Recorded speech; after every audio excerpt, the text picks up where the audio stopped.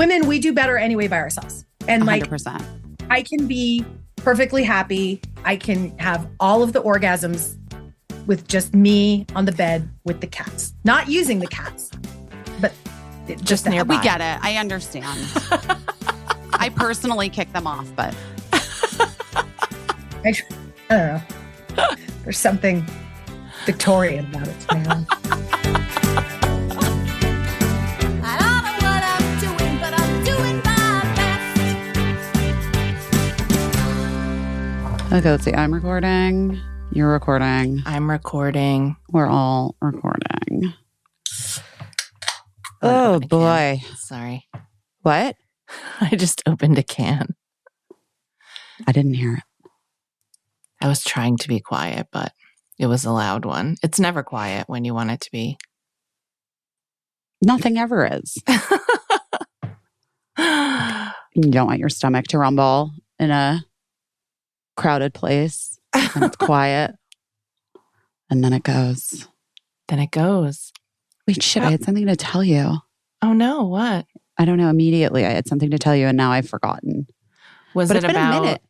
Ben and Jen playing pickleball? No. He I played didn't see it. pickleball in jeans, No. which I was like, I wasn't on board with it. You know, like I really stick up for I thought he Ben was and- wearing flowy palazzo pants to the white party they went to in the Hamptons. And for 1 second, I was like, she's really done something to him. She's really been able to change his entire vibe. I saw that, but then it turns out he was just No, he was wearing just in white pants in front of something flowy. I think it was her. I think she was the flowy thing.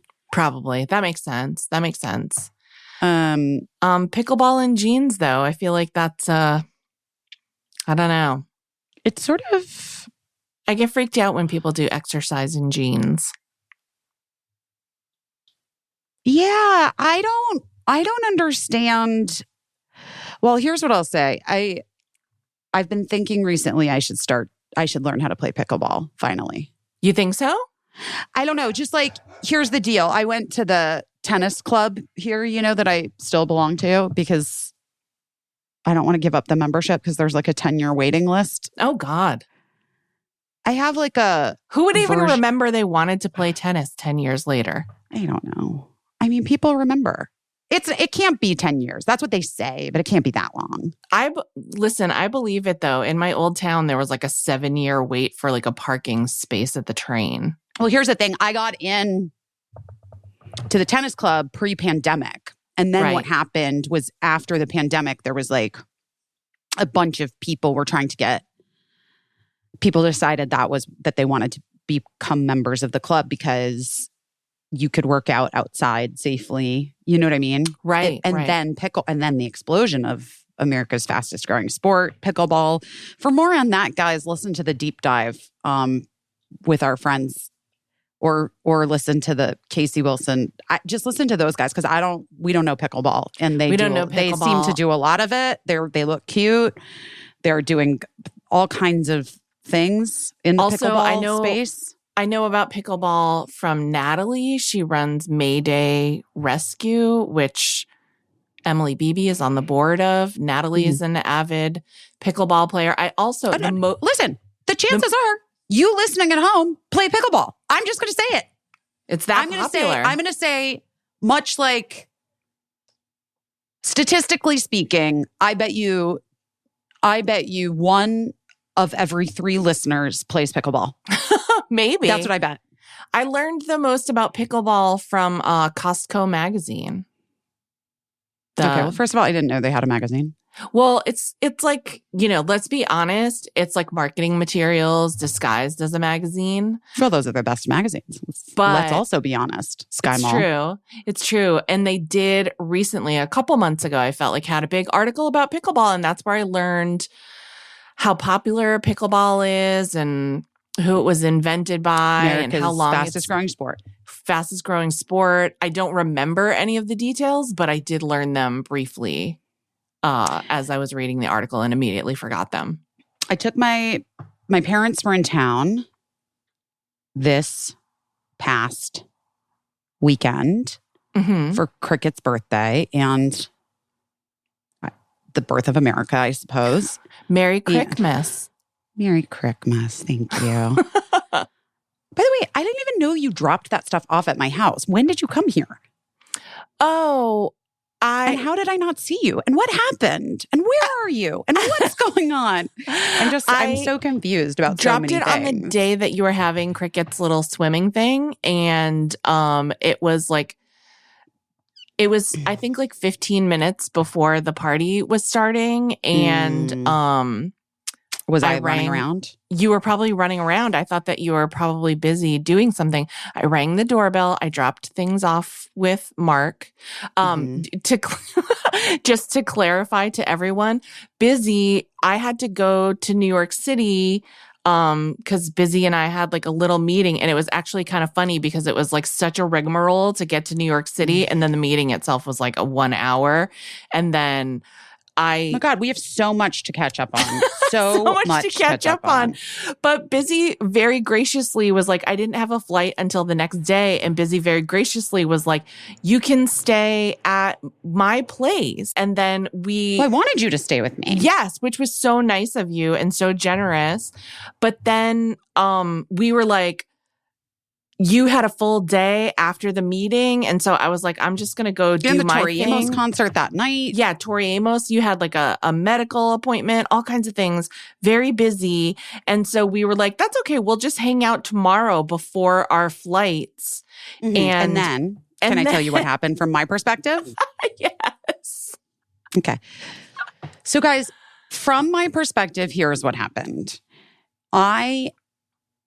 First of all, I don't, we're still in like immediate post-pandemic times, I would say. Yes. So like you're not back to your usual, will we ever be again? No. But, okay. Pre-pandemic, I did not live in New York City. I lived in Los Angeles, California. You know this because you listen to the podcast. You remember when I accidentally moved to New York.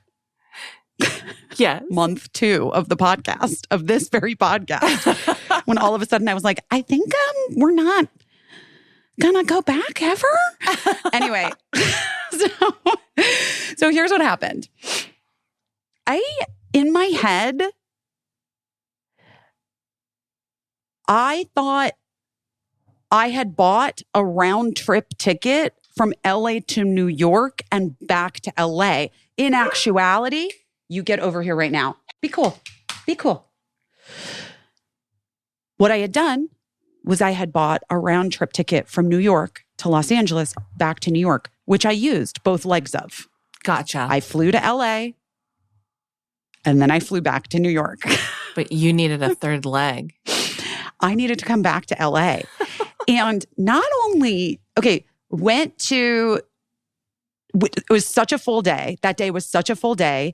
Caissie and I both sort of moving heaven and earth to have a meeting that was important for us to have, that we're really excited about telling you guys about what it's going to be in the near future. I think we're going to get to talk about it. I really do. I hope so. Yeah. I hope so too. And it sounds like like we're going to be able to talk about it in the near future. And I think you guys will be excited. Oh my God, you guys, I'm so sorry. But we had like a very full day. I needed to get my boob thing checked out.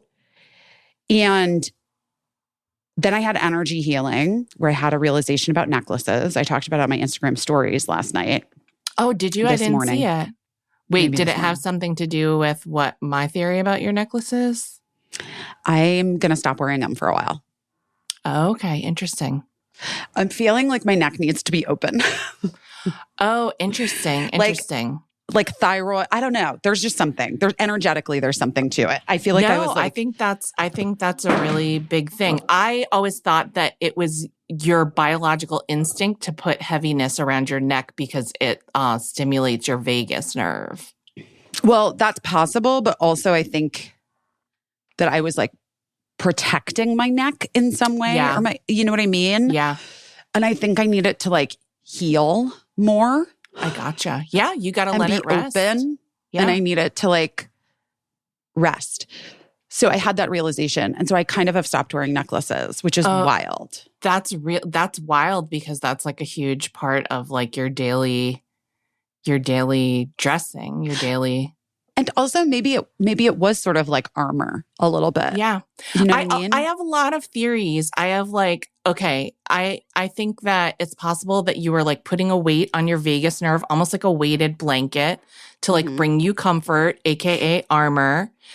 You saying that you're protecting your neck makes so much sense. I also think that sometimes, have you ever read the short story Harrison Bergeron? Yes, but not in so long. Yeah, I mean, probably not since like 7th or 8th grade. Yeah, that's what I mean. But I don't remember also think that, so the story of Harrison Bergeron is in like this futuristic dystopian society where they try to make everyone so equal that it's basically like people who are strong have to have weights attached to their body, and people that are attractive have to like wear a clown nose or whatever, you know, like it's an interesting story, but I often think that we as women Harrison Bergeron ourselves a lot because Motherfucker, put it on a shirt. Do not Harrison Bergeron yourself. Because there's things that we do to make ourselves feel good. Like if putting on makeup makes you feel great, that's amazing. If wearing like a really tight shimmy dress makes you feel great, that's amazing. But then sometimes I do something that I think makes myself feel amazing. And then like, I can't wait to rip it off myself. And then I'm like, oh, I'm just like, I'm giving myself an impediment, you know, like I'm making life harder on myself. And so sometimes I wonder if that is the deal with like putting on tons of jewelry. If it's just like, if it's kind of like a ritual, but then it becomes like a burden. Well, we could unpack it more, but let's for the intents and purposes of this story, we'll move forward to what happened. So, so my boob check, my doctor I had a mammogram and then did the ultrasound and went to the areas where the doctor here in Los Angeles and that like electronic ultrasound machine thing that I did had seen something that they thought needed to be biopsied. Right. And my doctor was like, that's the shadow of your areola. That's not a mass. Like that's not something that I would stick a needle into. I do love the phrase, the shadow of your areola. Well, that's a chapter. Believe me, I've already written it the fuck down. Anyway. The shadow of your area. There's no perfect answer for you and the shadow of my areola. Anyway, it's like my father's high school like slogan or whatever was like in the shadow of Mount Fuji in Japan. And so that's well, the shadow of my areola is not a mass that needs to be biopsied. But anyway, good, thank goodness. But she was like, but just so you know, guys, when we talk about second and third opinions, I waited and had another partner at another doctor come in. Yeah. Do her examination on me. And she was like, what is this? I think that's the shadow of your areola. She's like, that's not a mouse. And anyway, so biopsy avoided. She also said, my doctor, shout out to my doctor, I love her, Dr. Barron. She also said, like, just for peace of mind, we can schedule you in 6 months. Yeah. Which I'll do and go back and have it ultrasounded in 6 months. But she's like, I'm telling you, it's nothing. Both of us are saying that it's a shadow. Anyway, on to energy healing. Necklaces. Ran home, saw you for 2 seconds, jumped in the shower. You were Jen getting ready to go to Tori. Time to go. Yeah. Went to Tori Amos. Had truly the strongest martini at dinner, Jen and I both. That so much so that when the waiter came by and was like, another round. And Jen and I, not ones to turn down the second martini. Jen was like, absolutely not. And then I was like, maybe. And she looked at me and she was like, you want to remember Tori. You can't have another one. And I was like, got it. Okay, great advice. Sometimes you got to do that for your friends, guys. Yeah. Anyway, she was right. That was a strong martini.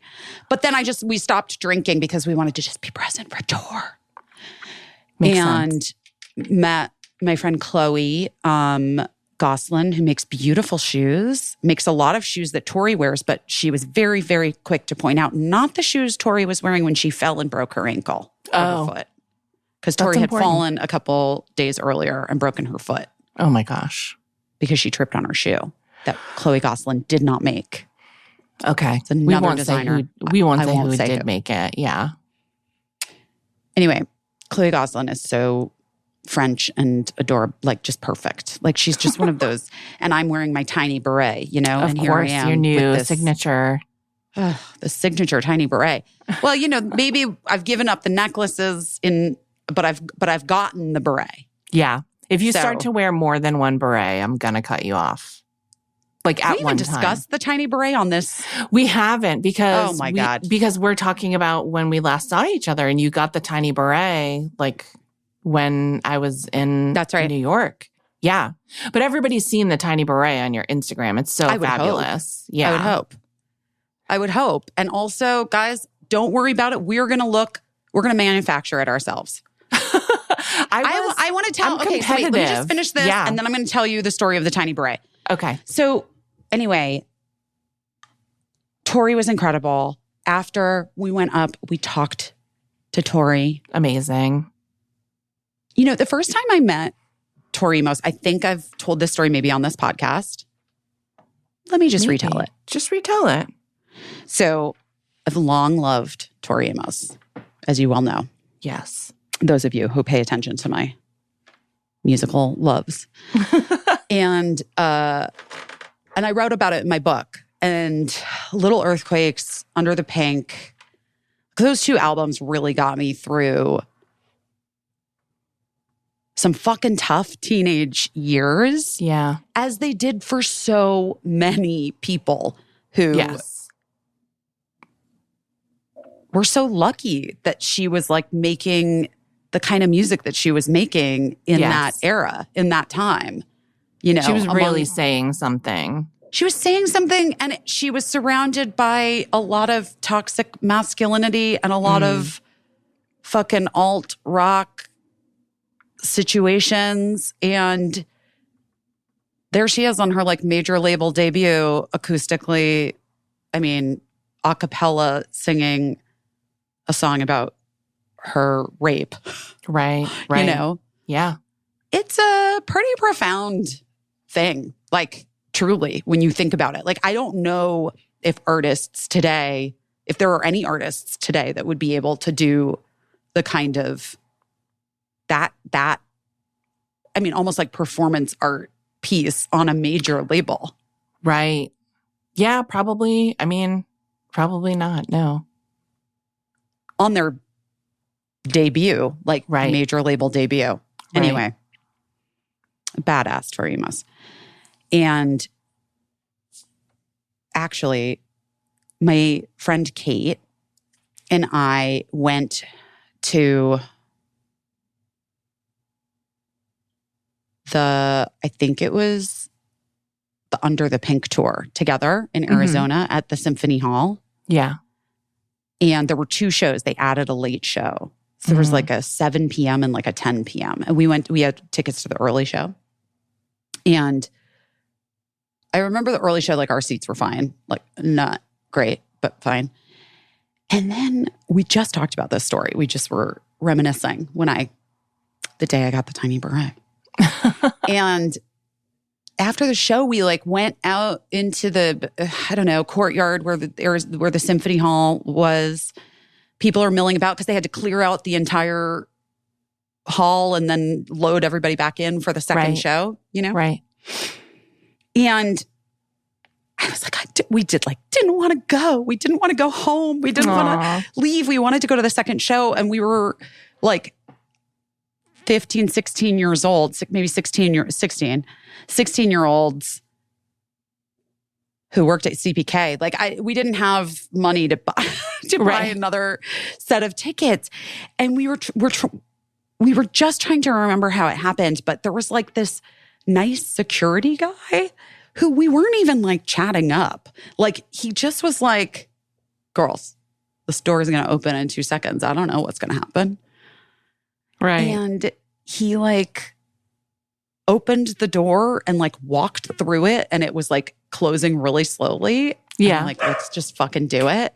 And we snuck in, and then we like just went into the symphony hall, and we were kind of like a few rows back, several rows back, like mid section. And the people came and it was their seat. So we were like, oh, fuck. We got up and we like moved forward, and then the people came and it was their seats. And we're like, oh, fuck. And I was like, let's just keep going forward. Caissie, we sat in the front fucking row of that second show, and no one ever came to those seats. And we sat in the entire show, and it was like so magical, and we cried, and we like hugged each other, and it was just like the most incredible thing. So then I got to meet her when I was in college, and I was dating Colin Hanks, and he was a very sweet boyfriend, and Tori was coming and playing at the Greek Theater. He got tickets, and it was before I was on Freaks and Geeks, before he was on Roswell, and he asked his dad's agent. He didn't even like, he asked his dad's agent to like hook it up so I could meet her. Oh my gosh. And they did. And he told me on the way to the Greek Theater, and I was like, I remember the fucking Betsy Johnson dress I was wearing. I didn't know what to do. I didn't know what to say. I was like, there's no way I can explain to her what she's meant to me. But I've read enough articles to know that so many people, like, she means so much to so many young women, especially, and also gay men. Yes. And also, anyway, people that, needed her in the moment. And so I don't know what to say. I don't know how to do this. I had met famous people before, but like Tori Amos is different to me. And so after the show, and I had never seen her play Tear in Your Hand live. And that was my favorite song. I think I named a chapter in my book, Tear in Your Hand. I think. I don't know. Probably. I don't know. You tell us. You tell us. I don't know. I haven't read that shit in years. Anyway. And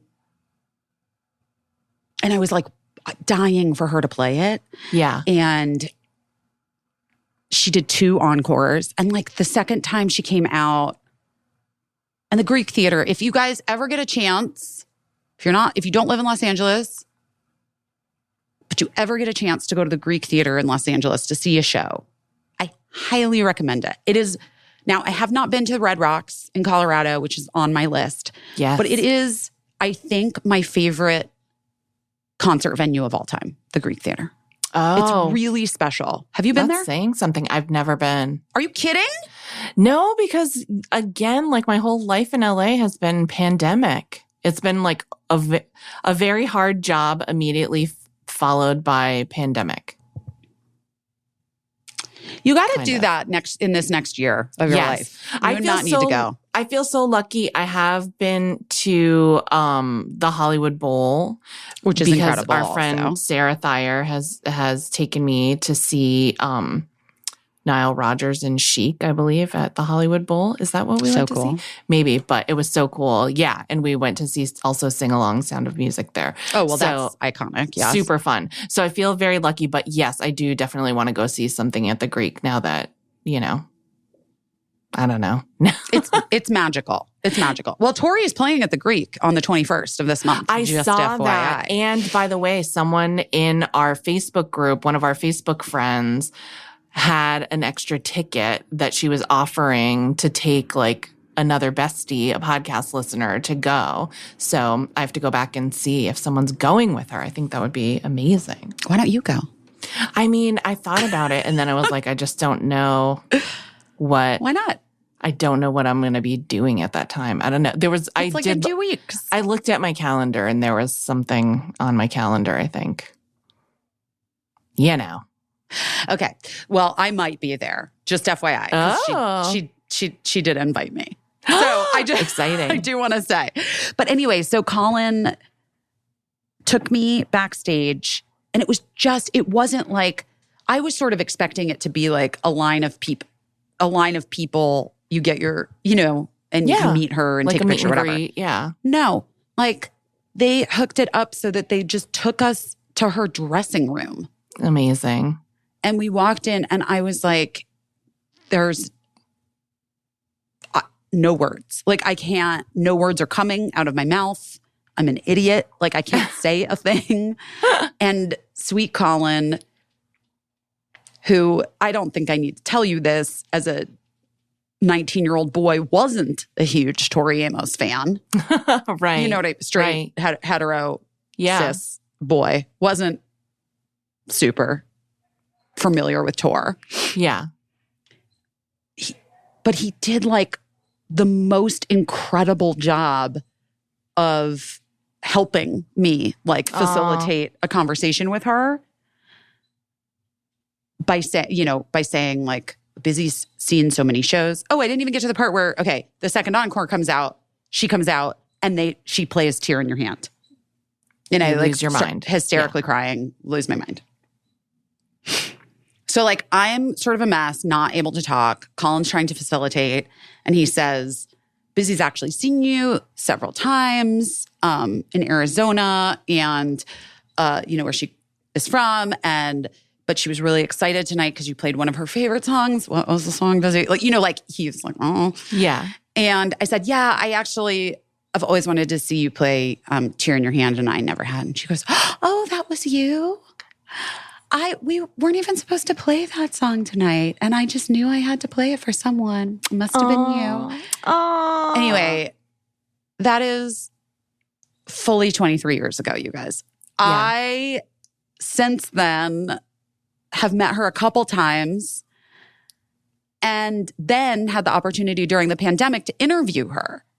Yes. I was asked by her management to do a Q&A for the release of her book that came out, but then the pandemic happened and we had to do it on Zoom and I was so bummed because I was so excited to do it in person, but obviously it is what it is. Right. But that Q&A was incredible and really so like felt like the culmination of my Tori fandom. Right. Just so you know, guys, I've seen her. I've lost track of how many times, but it's like over. I'm sorry, it's like over 15 times in concert. Yeah, she's your all over Taylor the world. Swift. I've seen her. Yes, I've seen her all over the world. I've seen her in London. Okay, the only other place I've seen her other than America is in London, but I've seen her many places in America.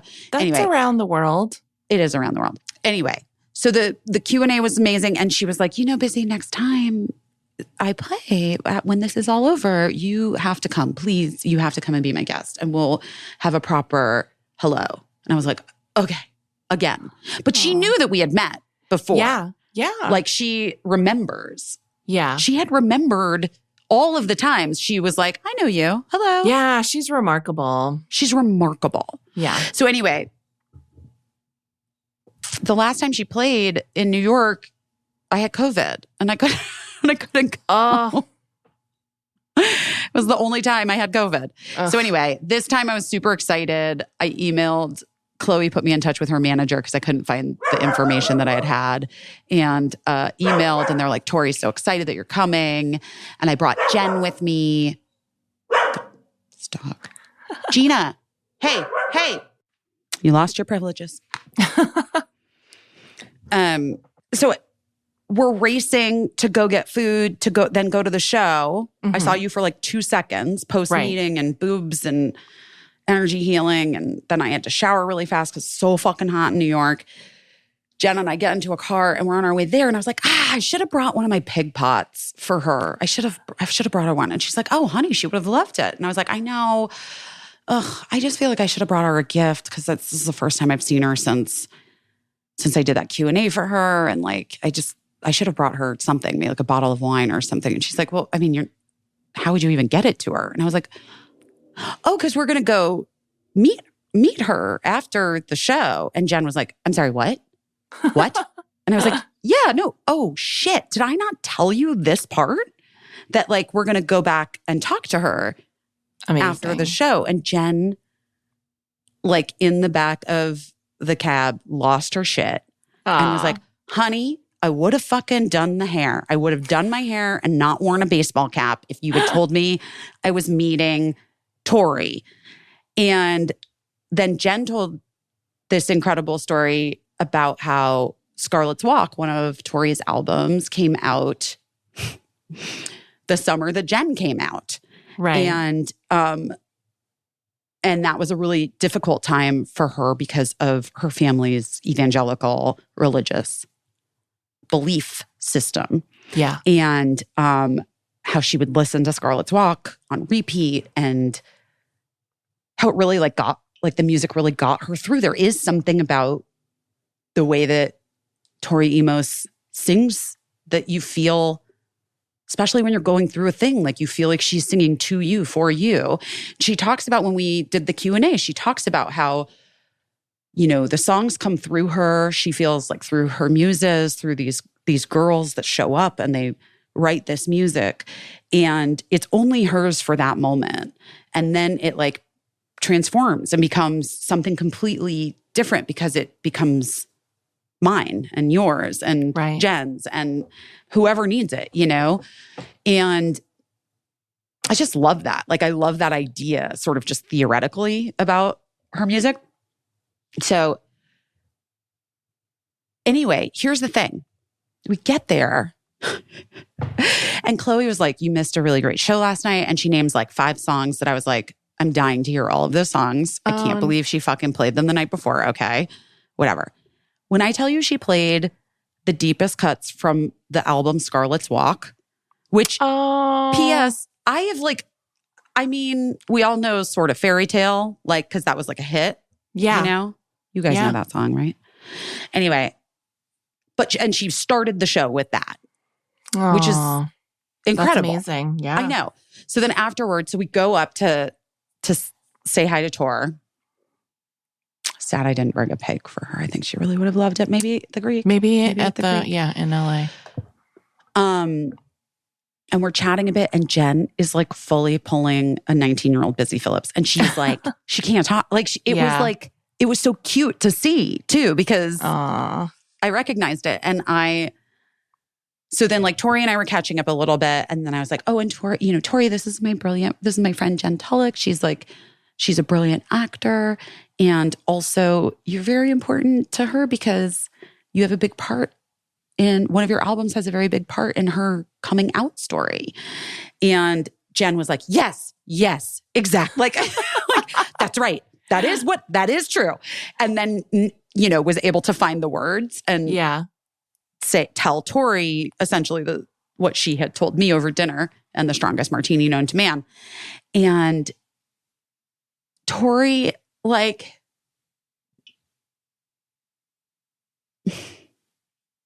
she put her hand on Jen's arm. Oh no, I'm going to cry. And she's like, I'm so happy I could be there for you. Aww. And now you're free. Aww. And like really incredible. Like the connection that this artist is able to have and also retain, that the importance isn't lost on her. Right. And like that it means something, you know? Right. Well, that's the beauty of honesty, right? Because Tori Amos, like, and I was a huge fan too, when I was a teenager as well.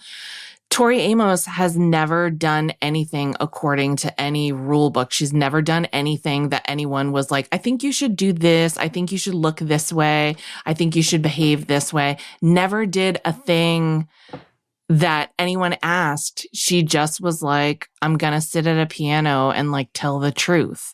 And she knew that was gonna like reach right into people and that they would understand it in a way that the business would never understand. And she was willing to like risk everything. She was willing to risk not being a success, but she was a success and a phenomenon because she knew that like people would just be touched by the truth. It's amazing. It is. Besides like, being like a musical talent, which she absolutely is. She's truly a musical genius, but like being honest and tapping into that honesty is also like a whole separate talent that not everybody has. And that's why she's remarkable. So it doesn't surprise me. Of course, she knew just what to say to Jen because she knows just what to say in her songs. You know, Yeah. she's very, very special in that way.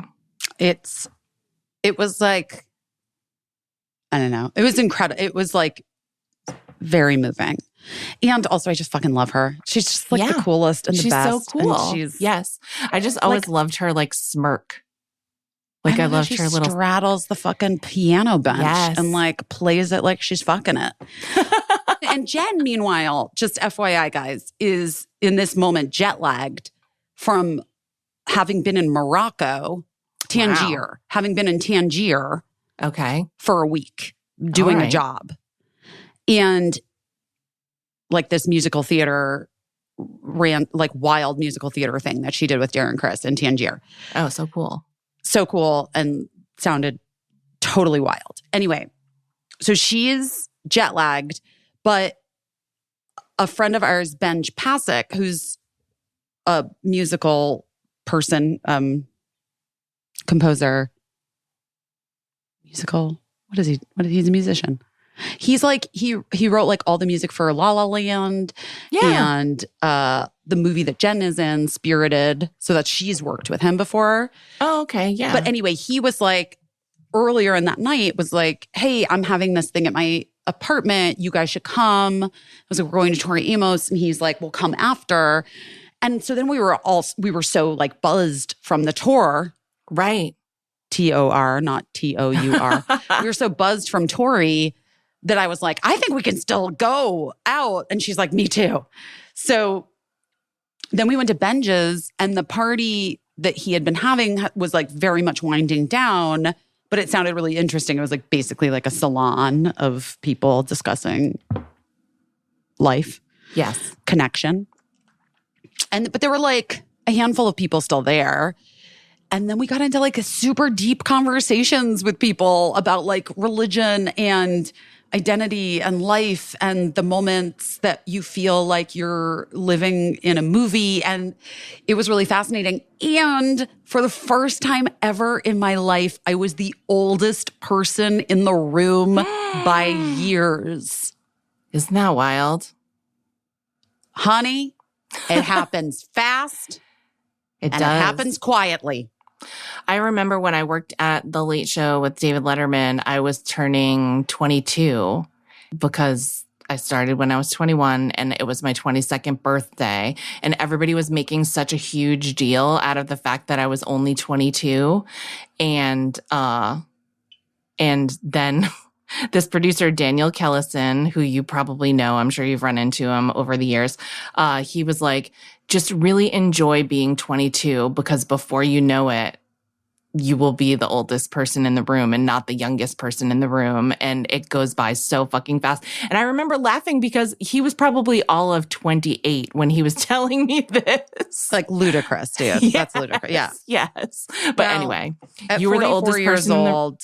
I found the next youngest people were Benj and Jen. Yeah. At 39. Okay. Well, All is right. Benj even 39? He might be 38.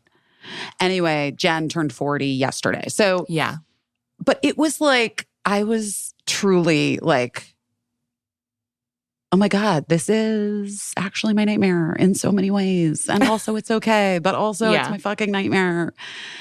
And also I look great because I got this tiny beret on. And I'm just like, really, I'm wearing a sheer dress with just fucking underwear and I'm feeling okay about things. Yeah.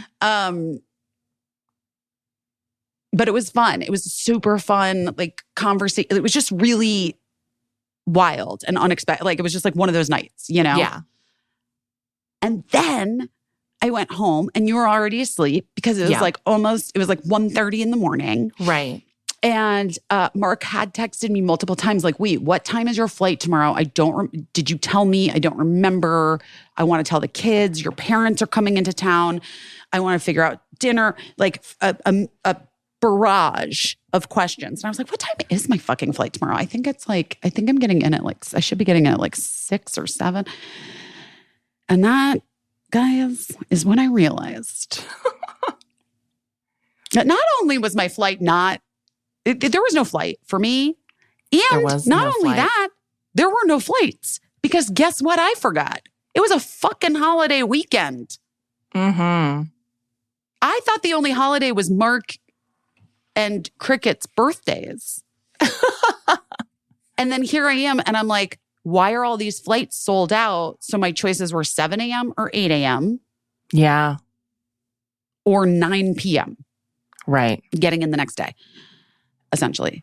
But my parents are driving out from Arizona with my niece for Cricket's birthday. If I know them, I mean, there's a chance they roll in at 10 a.m. There's a chance they roll in at 4 p.m. There's a chance they roll in at 7 p.m. We don't know. Anywhere. But I need to be there. Right. It's 2 a.m. at this point. There's one seat left on the 8 a.m. Yeah. I was texting with a friend of mine and I'm like, I don't know how to do this. You have to help me. I'm like really bad at this shit, at booking travel. Yeah. My computer battery was at like 4%. Oh my God. But it's the only thing that I have my passwords on. Like they're not on my phone because I'm afraid that someone's going to try to drug me and then use my Face ID and like steal all my information. These are valid fears. By the way, guys, I'm just going to say this to you. Don't use fucking Face ID for your bank account information and all your credit cards and shit. Because literally that was what was happening last summer in New York City was people were getting drugged and then like they're using their Face ID and draining their bank account. Yeah, don't do that. Don't do it. Okay, so my computer's at like 3%. Well, you know I got the ticket, guys. I got the ticket, but needless to say, I was very stressed about the whole situation. Yeah. And at this point, it's 2:30 in the morning. I have an 8 a.m. flight, which means I have to leave for the airport at 6 a.m., no later than 6 a.m. I need to be in a car at 6 a.m. Right. So I have to wake up at 5:30-ish. I forgot everything that I was supposed to bring back. Everything. So I had a list of things. I woke up expecting like, oh, we'll get brunch and then we'll probably head to the airport together because our flights are probably near each other or whatever. But what I had forgotten is that even when I had gotten my ticket a week prior, I picked out a flight before we sat down to do the podcast. And then by the time we were finished, there was only one terrible flight left, and it wasn't the one that I had originally. So even last week, you wouldn't have had a prayer getting a ticket on the flight that you wanted. But anyway, so I woke up to a text from Busy being like, you're not going to believe this, but you'll also absolutely believe this. I'm already on a plane. I already had to go back. And I was like, okay, cool. No worries. So then...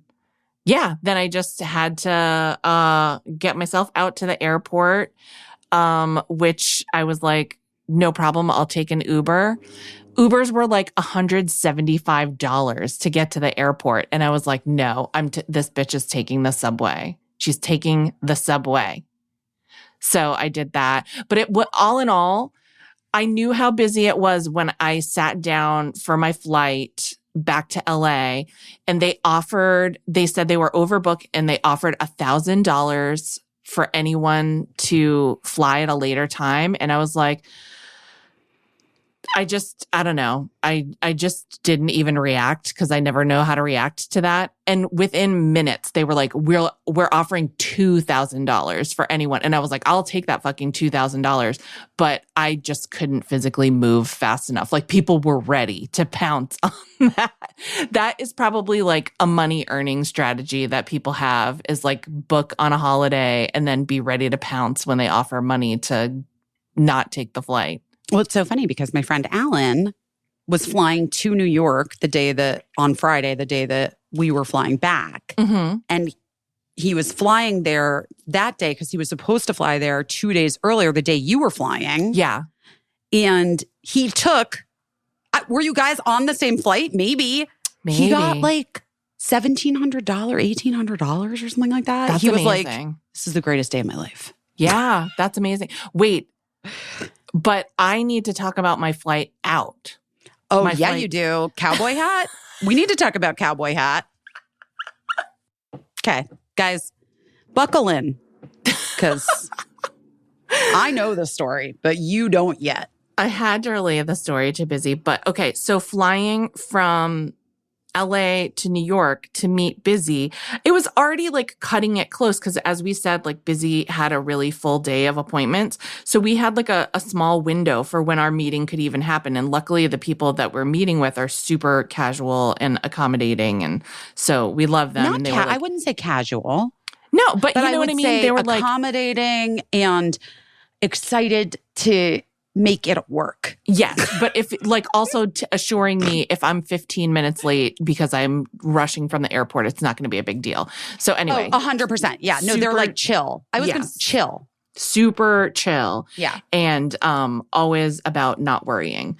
So it was cutting it kind of close because I was taking a flight that had a connection in Detroit, and then the flight had already been delayed, and then it was delayed again. And so I was starting to get nervous that I was going to miss my connection in Detroit. And then it was landing in New York City so close to like when I just had to get in a car and go right to the meeting to be able to make it work with everyone's schedule. So I was worried that A, I was going to miss my connection, and B, that even if I landed on time, I would still be kind of pushing it to get to the meeting. So anyway, I'm sitting waiting in the airport, and first of all, there's some type of band of musicians there, not like a rock and roll band. They're like professional adult musicians that play like brass and woodwind instruments. I could just tell. And there was some type of like a band manager that was going around making sure everyone was like, love this. I really love everyone was where they were supposed to be. And so they announced that the flight's going to be late because the pilot's not there yet. And then they start, because it's like holiday time, they start doing that thing. We'll give you $500. We're overbooked. And like a couple of the guys in the band were like, oh, I might do that. Like I might do that. And then it went up to like $800, and it was very much more attractive to these guys in the band. And so one of the guys was like, I'm going to do that, and I'm just going to take a flight tomorrow, and I'll get there in time for rehearsal. But then like the manager guy was like, you can't, because like there's no guarantee that you'll get there in time. And then he was like, okay, so then I'll like miss rehearsal or whatever. And the manager guy was like, well, then like I can't guarantee that you'll be paid for the gig if you miss the rehearsal. And the guy was like, well, that's okay, because $800 is more than this gig pays. More than the gig, guys. More than the gig. And so, Which, by the way, I'm like obsessed with him doing the math that quickly and being like, yeah, no shit, dude. But you know what? That's doesn't fine. matter. Yeah, Doesn't it's fine. So this band manager had a mutiny on his hands. In the end, only one of the two guys ended up taking the cash, and he was like, yeah, if I get fired from the gig, no big, because I have, $800. So I thought that was kind of funny, and it was just like kind of funny energy. Then we get on the flight, almost 2 hours late at that point, and the pilot gets on the mic and he's like, everybody, thanks for flying with us. Apologies for the delay. It's 100% because of me. He was like, I was flying in from another location. I was commuting in from another location, and I don't know what happened at that airport, but it was a disaster. And I was just like, what? Why are The fuck is happening? Don't say this because you're also like implicating your own airline. It's not a good look. Like, just whatever. We're all on the plane. So that further contributed to the chaotic energy. But those two things were nothing compared to, it's a red eye, you know? So like people are getting on, they're all like, they already have their like blindfolds that they're gonna like pull down, or their eye shades. Their eye masks. Eye masks, yes. I think of them as blindfolds because I like to play pin the tail on the donkey. But everyone else wears a little, they call them eye masks. So everyone has their eye masks. Sleep masks. And they're all getting ready to go to sleep. But I have a really hard time sleeping on a plane. But I was like, I'm going to have to sleep on this flight. So this group of rowdy guys troops on to the plane, and they're so loud and they're obviously drunk. And this one guy. Is there anything fucking worse? I'm sorry. So it's so bad. I'm just like, don't get on a plane drunk. You know what I mean? Like, do anything else, but don't get on a plane drunk, you know? Here's what I'm going to say. I'm going to say it. Your flight better be under 3 hours.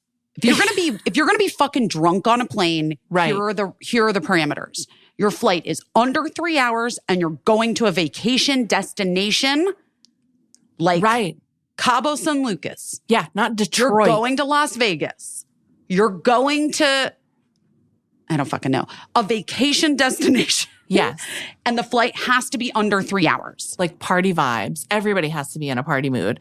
Everybody was in the mood to sleep, but this group gets on. They're all drunk.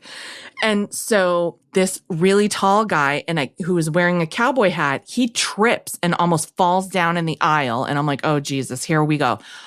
Dollars to donuts. He's sitting right behind me. Of course, he sits right behind me, and I hear him talking to the man next to him going, where are you going to tonight? And the guy was like, I'm going to Detroit. Like everyone on this plane, we're all going to the same place. And he was like, I feel sorry for you, man, because we've been having a bachelor party and we're wild. Ow! And also, I do want to bring up the point that this is like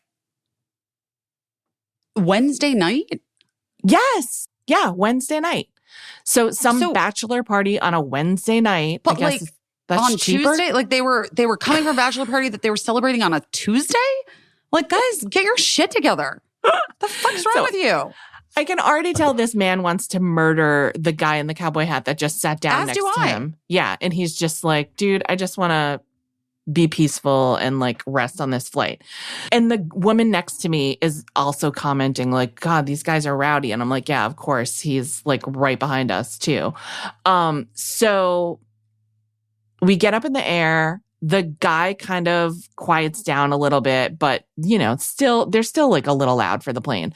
I am able to like fall asleep, the most not deep sleep ever. But I'm able to like close my eyes and like fall into like some simulation of sleep, some simulation of rest. Then I'm suddenly awoken by, and this guy's been like kicking the back of my seat the whole time like a child because he's drunk. But then I was awoken by my seat like violently shaking.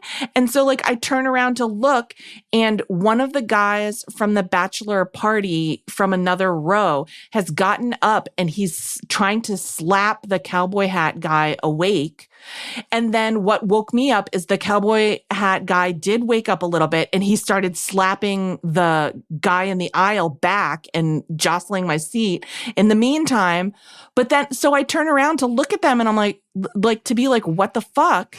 And that's when I see it, is that the reason that the guy was urgently trying to wake cowboy hat guy up is because when cowboy hat guy fell asleep, he took his cowboy hat off, put it on his lap, and then at some point in his sleep, he barfed all over his cowboy hat and onto the poor man who he was bothering. And so I just heard that man saying, he got that shit all over me. He puked all over me.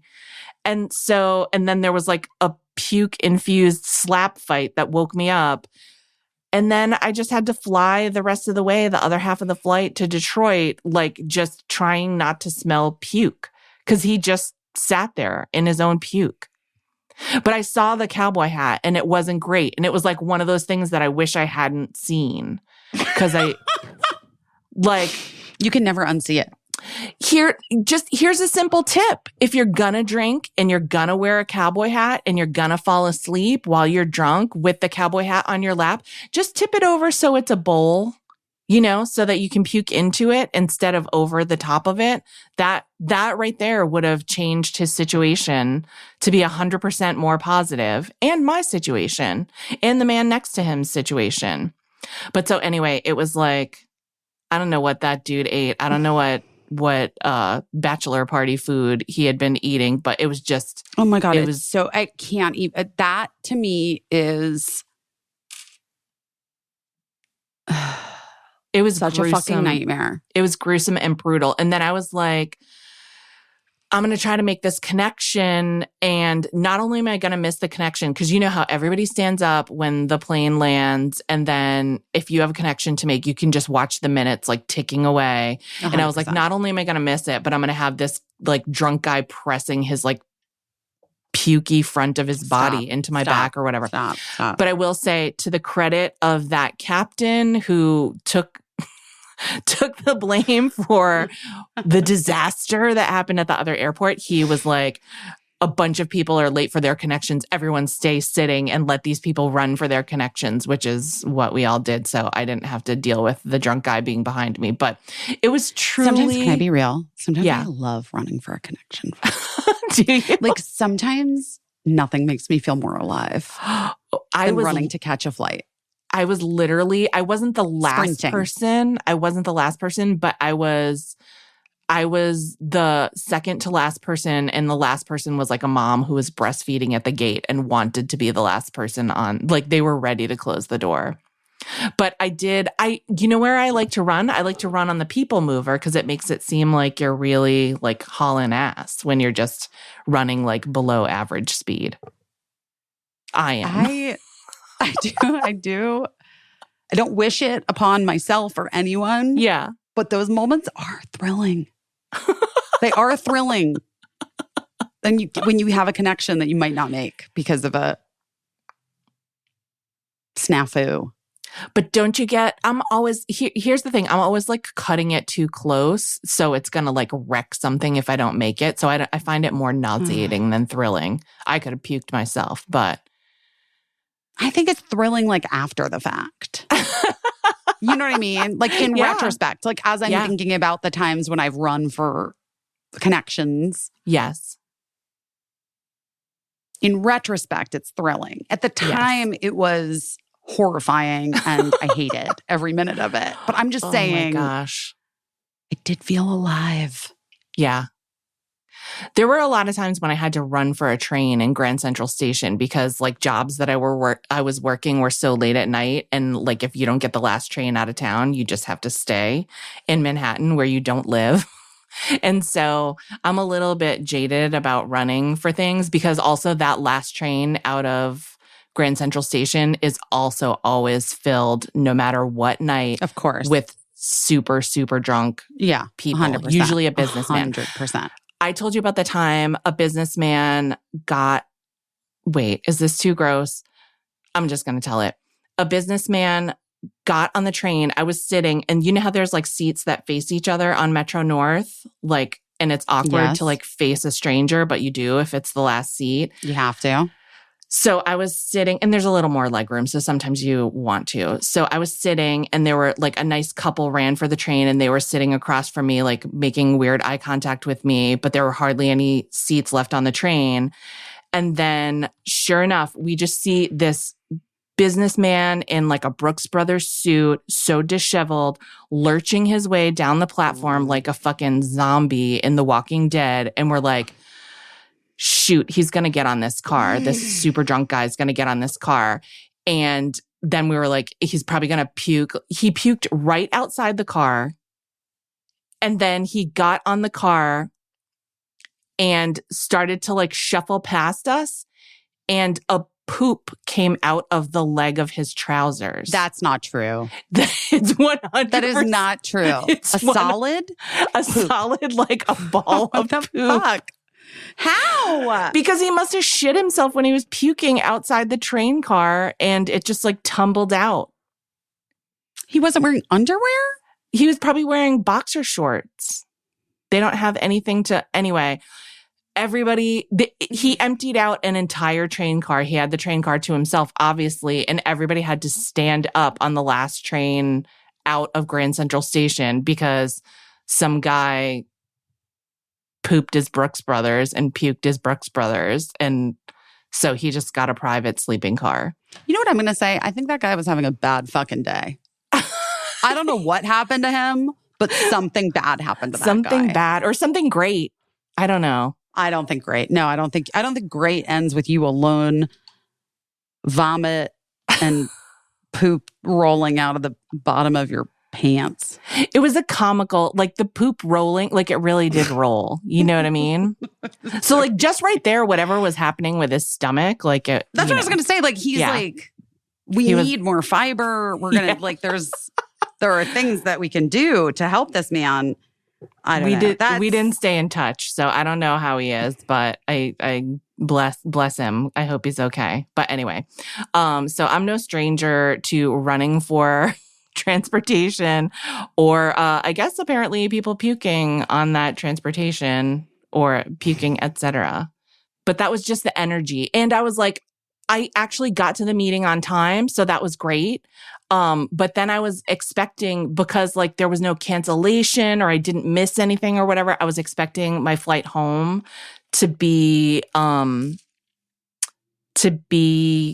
chaotic or whatever. I didn't get the $2,000, but I did get on my flight and then it was perfectly fine. And the only snafu was that I texted you to pick me up instead of my husband accidentally. And it took me a minute to realize who I was texting, but that's it. But also, you generously loaded your backpack. I forgot. Yeah, because I only had a backpack. Shit that I forgot I was supposed to bring back to LA for cricket and also Mark. There was like mail or some shit. I was upside down. I was like, what the fuck is that? I didn't have a flight booked. Who is she? Who is she?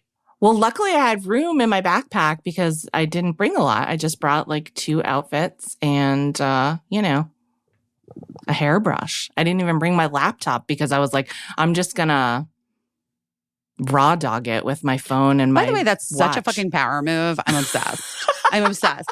But as you well know, if I don't have my laptop, I can't sign into anything because right. I don't have the passwords. Right.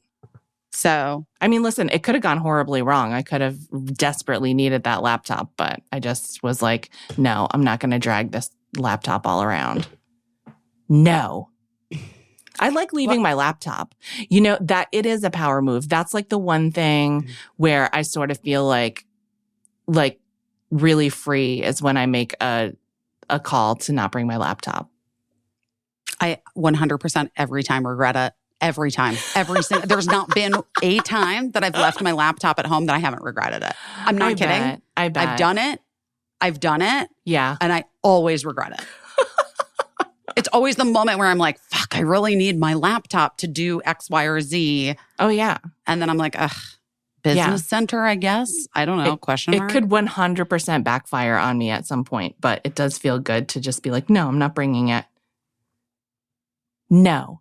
Well, here's the thing. I hope that when I hope that I figure out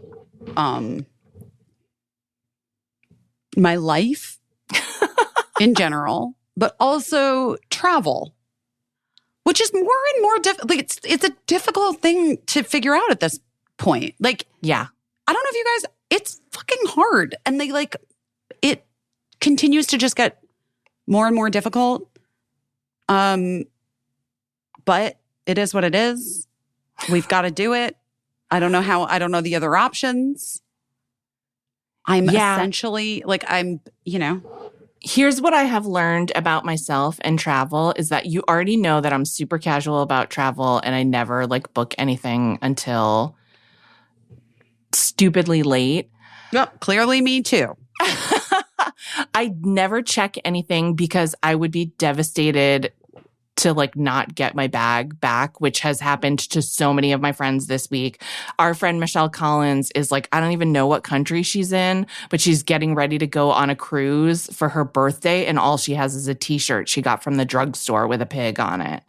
So, you know, sounds cute, but like all her checking gowns, bags. her beautiful gowns that she was going to wear to the formal dinners on her birthday cruise. So I only do carry on, and I'm trying to get more sane about what I bring. And then I'm discovering I used to try to really strictly avoid layovers, but I'm discovering that I actually don't mind a layover because I like to like get out of my seat. And if you have like a shitty seat situation, if you have a middle seat or whatever, a layover is always a chance to like change it up. Like a layover is a chance to have half of your flight. Or be you're better. sitting in front of Cowboy Hot Puke Man. Yes. Like bless that it wasn't fucking 7 hours, 6 hours. Can you imagine no No. KN95 mask was going to block the stench of that man's puke for 6 hours? But it did a pretty good job, didn't it? Yeah, I mean, to be honest, like this is the most gross descriptive thing I'm going to say. can't. I feel like I noticed the humidity of his puke No. more than the smell of it. Absolutely. You know what I not. mean? Please stop. Yeah.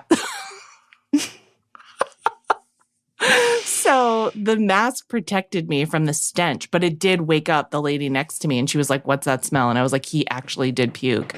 And she was like, "Oh my God, why? Why?" Well, sirs, I don't know if you listen to the podcast, but if you are married to or girlfriends with any of those bachelor people, shame on them. Oh, but I was glad to see you, and we had a great meeting, and I was so glad for your busy day because you got like good news that you didn't have to get a biopsy and that you got to see Tori Amos, and I was like, So I got like kind of bad news about my thyroid at the beginning of the week. Not bad Right. news, but just like, ugh. yeah, not the news you were hoping for. Not the news I was hoping for. But then I got the good news about my boob, and then Tor. And then Tori was like, "Come to the Greek. It's going to be so good. The show is going to be so good." And I was like, "Tori?" And she was obsessed with my little beret, my tiny beret. Okay, wait. Let's talk to Kirsten Vangsness. From Criminal Minds. You know her from Yeah. Criminal Minds and from other the Thrilling things. Adventure Hour. Yes. Talk about a person who's honest. Yes. Talk about a person who lives out loud. Yes. Kirsten Vangsness knows no other way. You will hear it for yourself. We did this interview last week. Take a listen.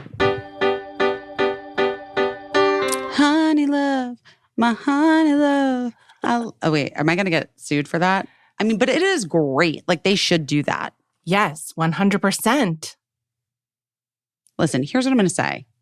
I put the kibosh on like tradish shapewear, even though I enjoy the way that it sort of smooths the effect that it can have. Yeah. I do not enjoy the gas that it creates. I don't. The squeezing. The squeezing is too much. I've had people pass out on me, and it turns out it was like shapewear related. Yeah, that's not surprising to me at all.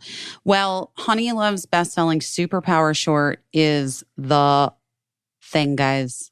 It's what you need because it has targeted compression technology that distinguishes between areas where you want more support and areas where you need less compression. So their signature X targets and sculpts your midsection without squeezing your natural curves so you don't look like flat on the sides. Anyway, it's designed to work with your body, not against it. It's helping ladies everywhere sculpt and smooth from stomach to thigh by offering the perfect amount of compression, which I have found to be true myself when wearing it. It is actually the perfect amount. It's really comfortable. And like for me, anything that like digs into your legs or rolls down is just like a night ruiner, you know? Like, What, you can't have something rolling down, guys. no. That is the worst. And I can't. I just can't with that. But you don't have to worry about it rolling down, which is basically unheard of in shapewear because they have flexible boning that's hidden inside seams. And they have like it lifts your butt. It's a booty lifter. They have boost bands on the back of the thigh and it gives your butt like amazing shape. So it's like it's all you, just better. Ooh, I like that. I don't know if that's in there, but you should sell that to them, Caissie, because that is it is actually, that's what it is.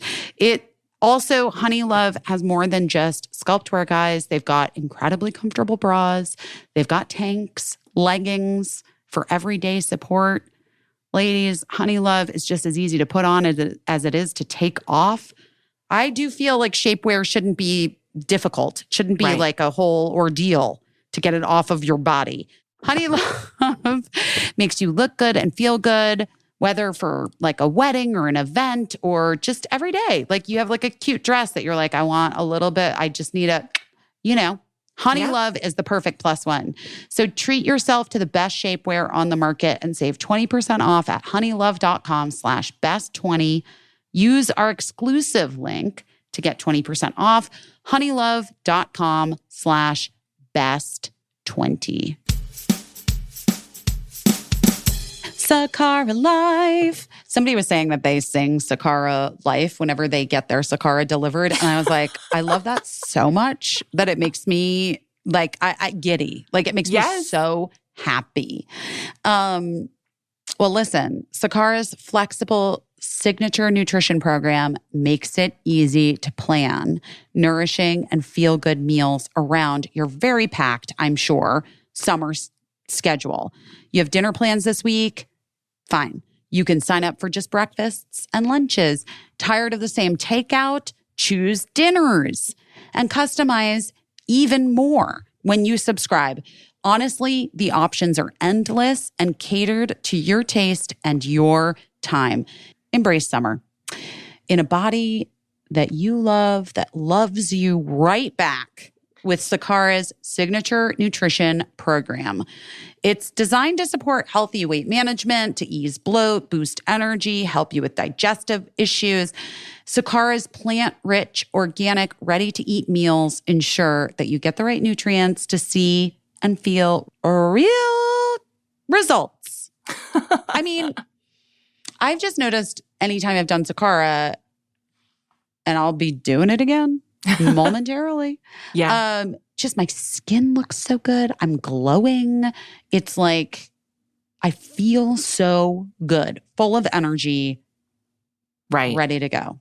Yeah, same for me. I can't eat like I did when I was 20, Like I just feel so much physically better when I'm eating on the right track. And so Sakara is an excellent reset for me whenever I get a little wild. Okay. So Sakara brings expertly designed organic nutrition programs and wellness essentials right to your door. Their science-backed, ready-to-eat meals deliver results you can see and feel, from weight management and eased bloat to boosted energy and clearer skin. And right now, Sakara is offering our listeners 20% off their first order when they go to sakara.com/best or enter code BEST at checkout. That's Sakara, SAKARA.com/best to get 20% off your first order. Sakara.com/best. So what are you waiting for? That's from Girls Five. I love it. Before I start, I want to ask you to pronounce your name for us because I want to make sure we say it right. Kirsten. Kirsten. Like Royale, like. Got it. Vangs, like fangs. Vangsness. Got it. Vangsness. Okay. Kirsten? Great. Kirsten Vangsness. And here's the joy of it. Vangsness. Once you start saying it, you'll have an anxiety attack. You'll say it wrong. And I will Well, Kirsten Vangsness. I'll tell you the truth is like I've mostly seen it in print and I thought I had an idea of how I wanted to say it. But then I watched you on a bunch of talk shows and I feel like people say it differently every time. every way. You just have to give it up to God. Because I've just that name, people see it and they immediately go like, and then they just give up in the middle. You just have to you have to let the arrow go all the way through and it'll work. And then out. they just give up. When I worked I enjoy when people just give up. When I worked at Watch What Happens Live, I would always just ask, no matter the level of fame, I would always just ask the guest, I want to hear it from your mouth, how you like to have your name pronounced, just so I can be 100% sure. And I was like, what's more embarrassing, to have me be the fall guy and ask behind the scenes, or to have you say their name wrong 100 times on television? For real. Anyway. Anyway. This is not the interview, Kirsten Vangsness. I'm starting. I mean, that was it. I know. I feel like it could be, Caissie. Why not? That's been historically speaking how we start our interviews, is by not starting them. I do listen to this show. I forgot. This is one thing I forgot to bring is my Athletic Greens tumbler so I could drink as we spoke. Oh I my would gosh. have- And then I would get the thumbs up, the head nod. The I would head have been nod. So excited. But it's enough to know we can tell you have the Athletic Greens glow. What's in here? It's not your Devontae, it's Athletic Greens. Kirsten Vangsness. You, of course, all know her. Everyone listening knows her as Penelope from Criminal Minds. I know her originally from Phil of the Future. Are you serious? Yes, my kids loved that show. That is hilarious. My first TV scene ever. You were great. It was a great show. Yeah, no, I didn't know it existed and I didn't have the money to have cable, so I didn't understand what it even was when I got it. So I don't know what Phil of the Future is. Sorry. It was about a family from the future. Oh, like, okay. Living Like in Nickelodeon, right? Something like that? Or Disney? Disney. Yes, Disney. I played the girlfriend of the science teacher for an episode.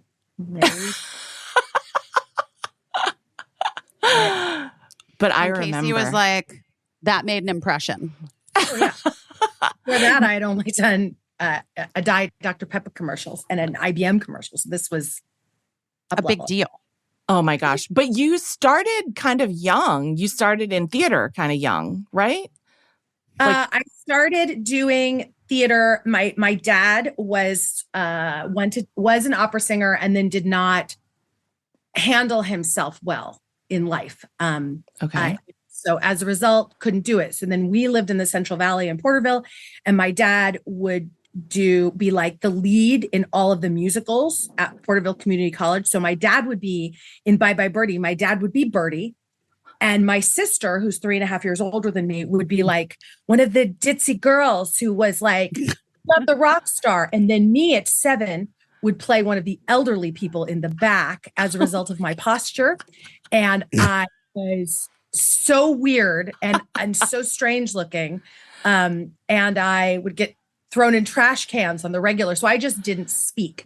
So I would sit in the back in peas and carrots, like in Waiting for Guffman. But sort of was doing that for a long time. And then took a drama class because I had just stopped talking entirely. And then my mom kind of forced me. And then I was kind of good at it because most of our first things we had to do were pantomime, and I got A's, and I had never gotten an A in anything. And I did it. So it sort of all came together because the only time I would talk in school was because I had a lisp and I had to speech therapy, and the speech therapists liked my stories. So the way they would do it is they would just send me outside with a teacher and just say, talk.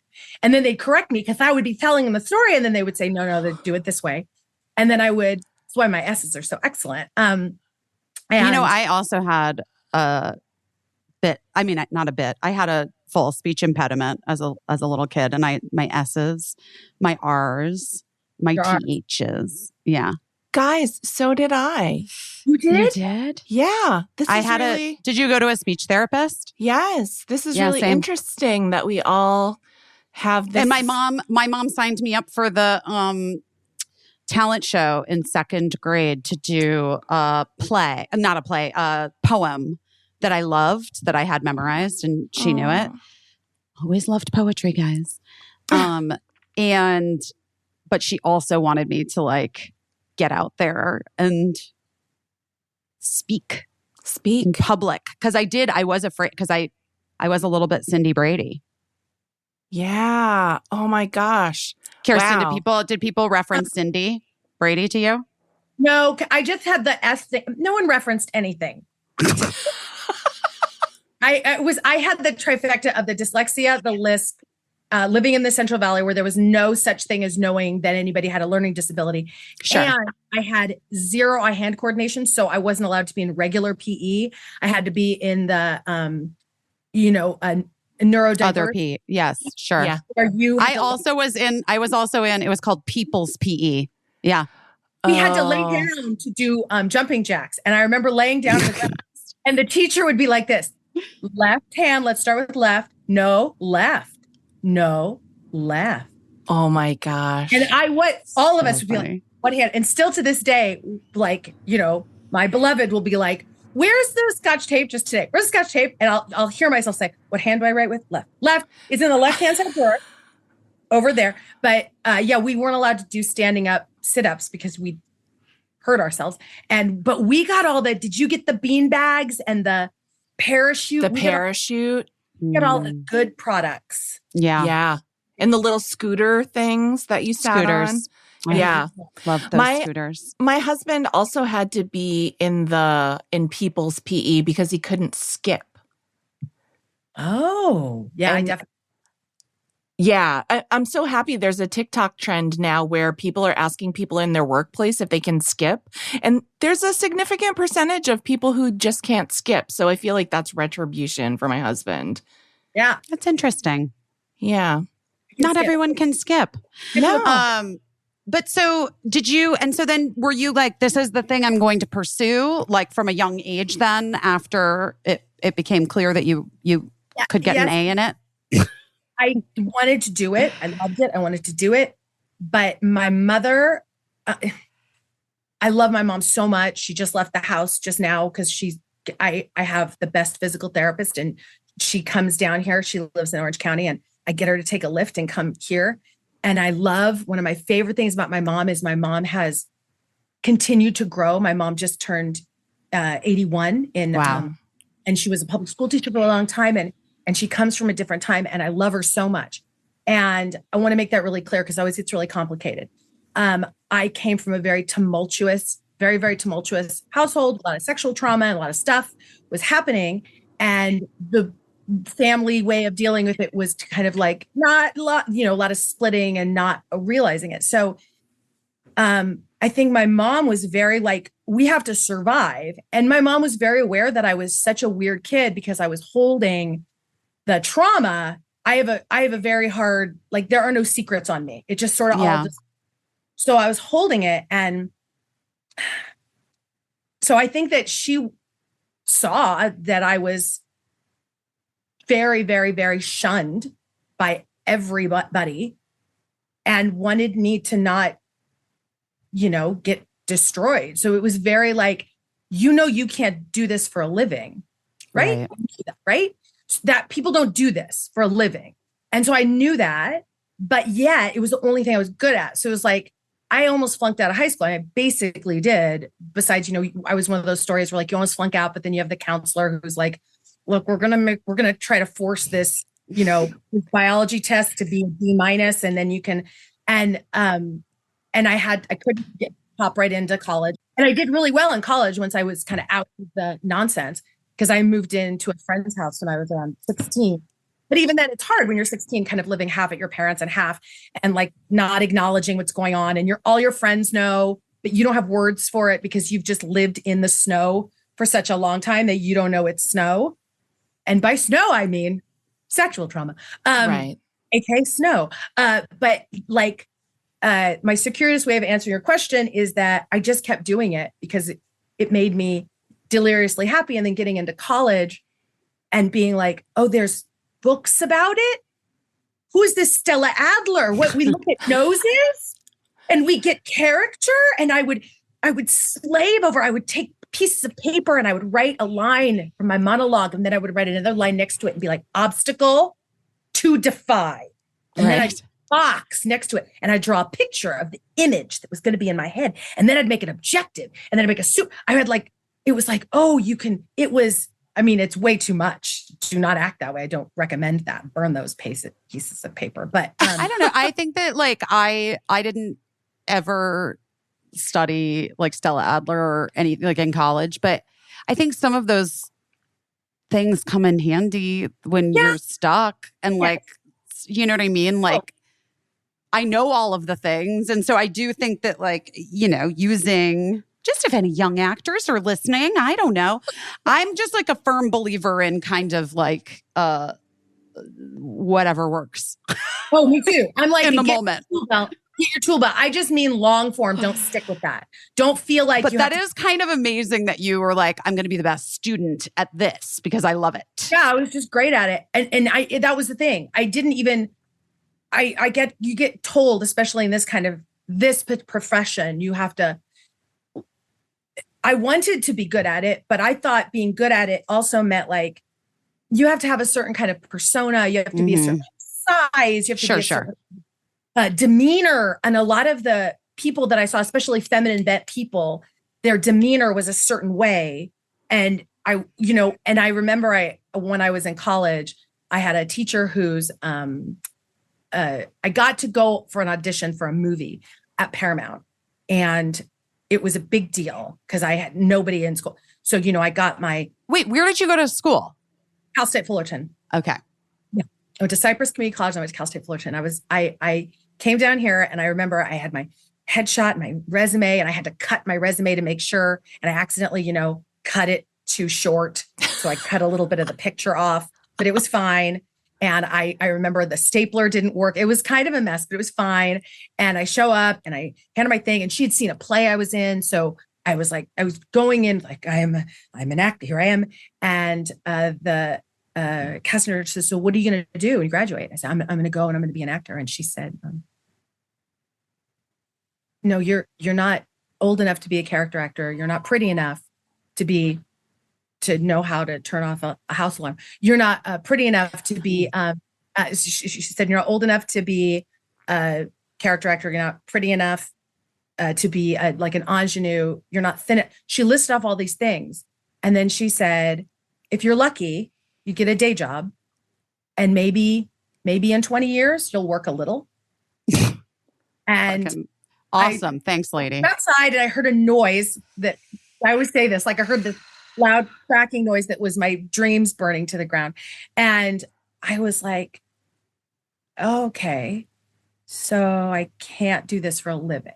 But I tried the old, like, you know, get with somebody, I swear to you, I told my beloved sweet partner to turn off the house alarm, but he didn't do it. And that's No worries. I kind of like it. It's okay. I mean, listen, I'm in New York. It's like so humid right now that I walked 2 blocks and like look like I took a shower. So I have the air conditioning on, and normally, I mean, we're just going to live with it. You know what I mean? Great. Thanks, everybody. I'm going to acknowledge my privilege of having a house alarm in it. I have no need to have a house alarm. So I was. I like, don't know. Criminal Minds fans could be a little wild. I'm sorry. I'm just going to say it. Don't think they haven't heard. Don't think they haven't put it at the hedge. You know what I mean? So,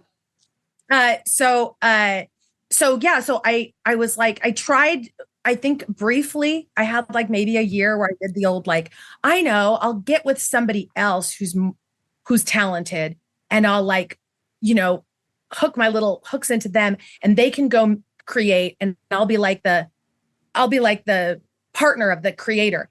And I realized very quickly, like, that's a terrible idea. Like, I realized very quickly, like, I have to do this and I'll just live on cat food.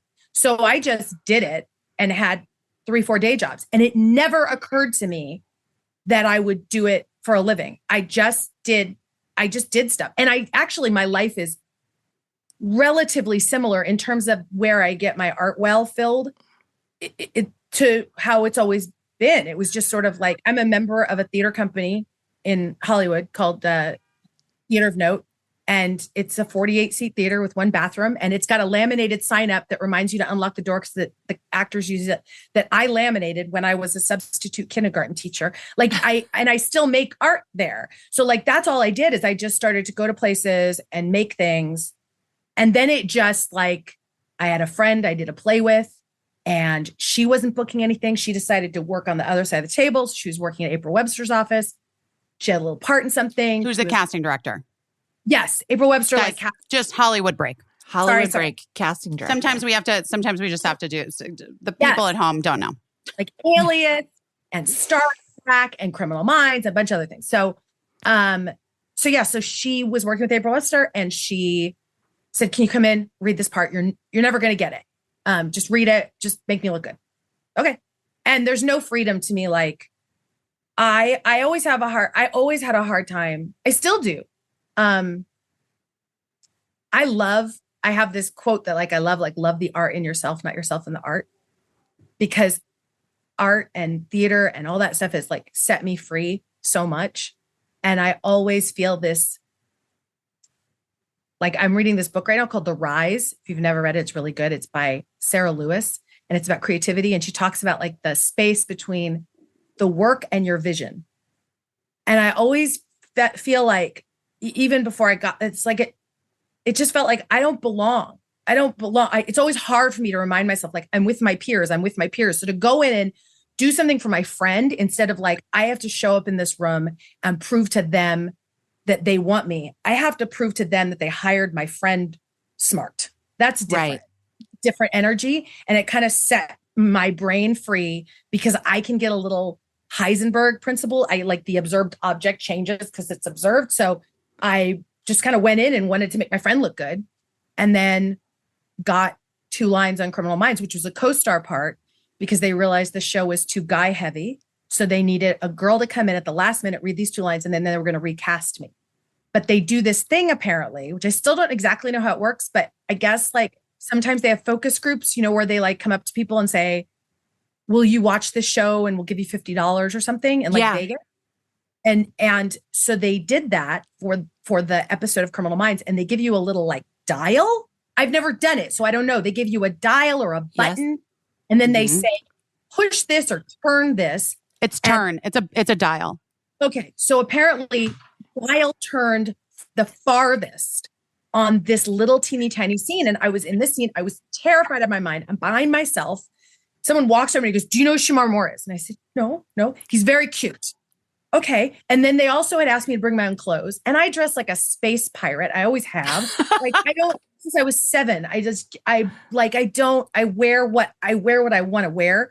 I don't wear like, this is what a 51-year-old wear or whatever. So the costume designer but they also didn't know how to fit me because I was like a 12, 14, 16. So they were like, none of these clothes work.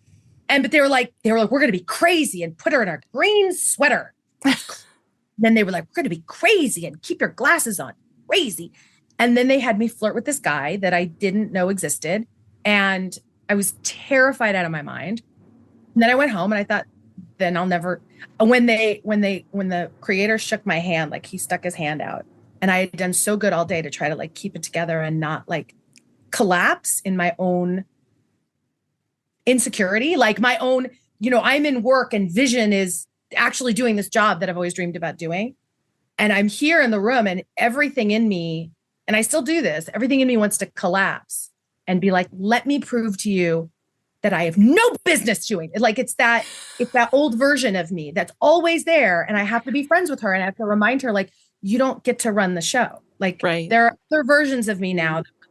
So when I went to go shake his hand, he put his hand up to me and said, "It's a pleasure working with you." I grabbed his hand because I was done shooting and I picked it up with my other hand and I started to hit my own head with his hand.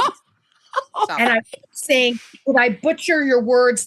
Because what would happen is I'll be creative. And then the second it stops, I'll be like, I ruined everything. And it's a horrible feeling, but it's like kind of now I'm used to the role of it. Like, okay, just roll through that. That's just That's just some old nonsense. So I remember hitting his head, and then he kind of looked at me like I was a crazy person.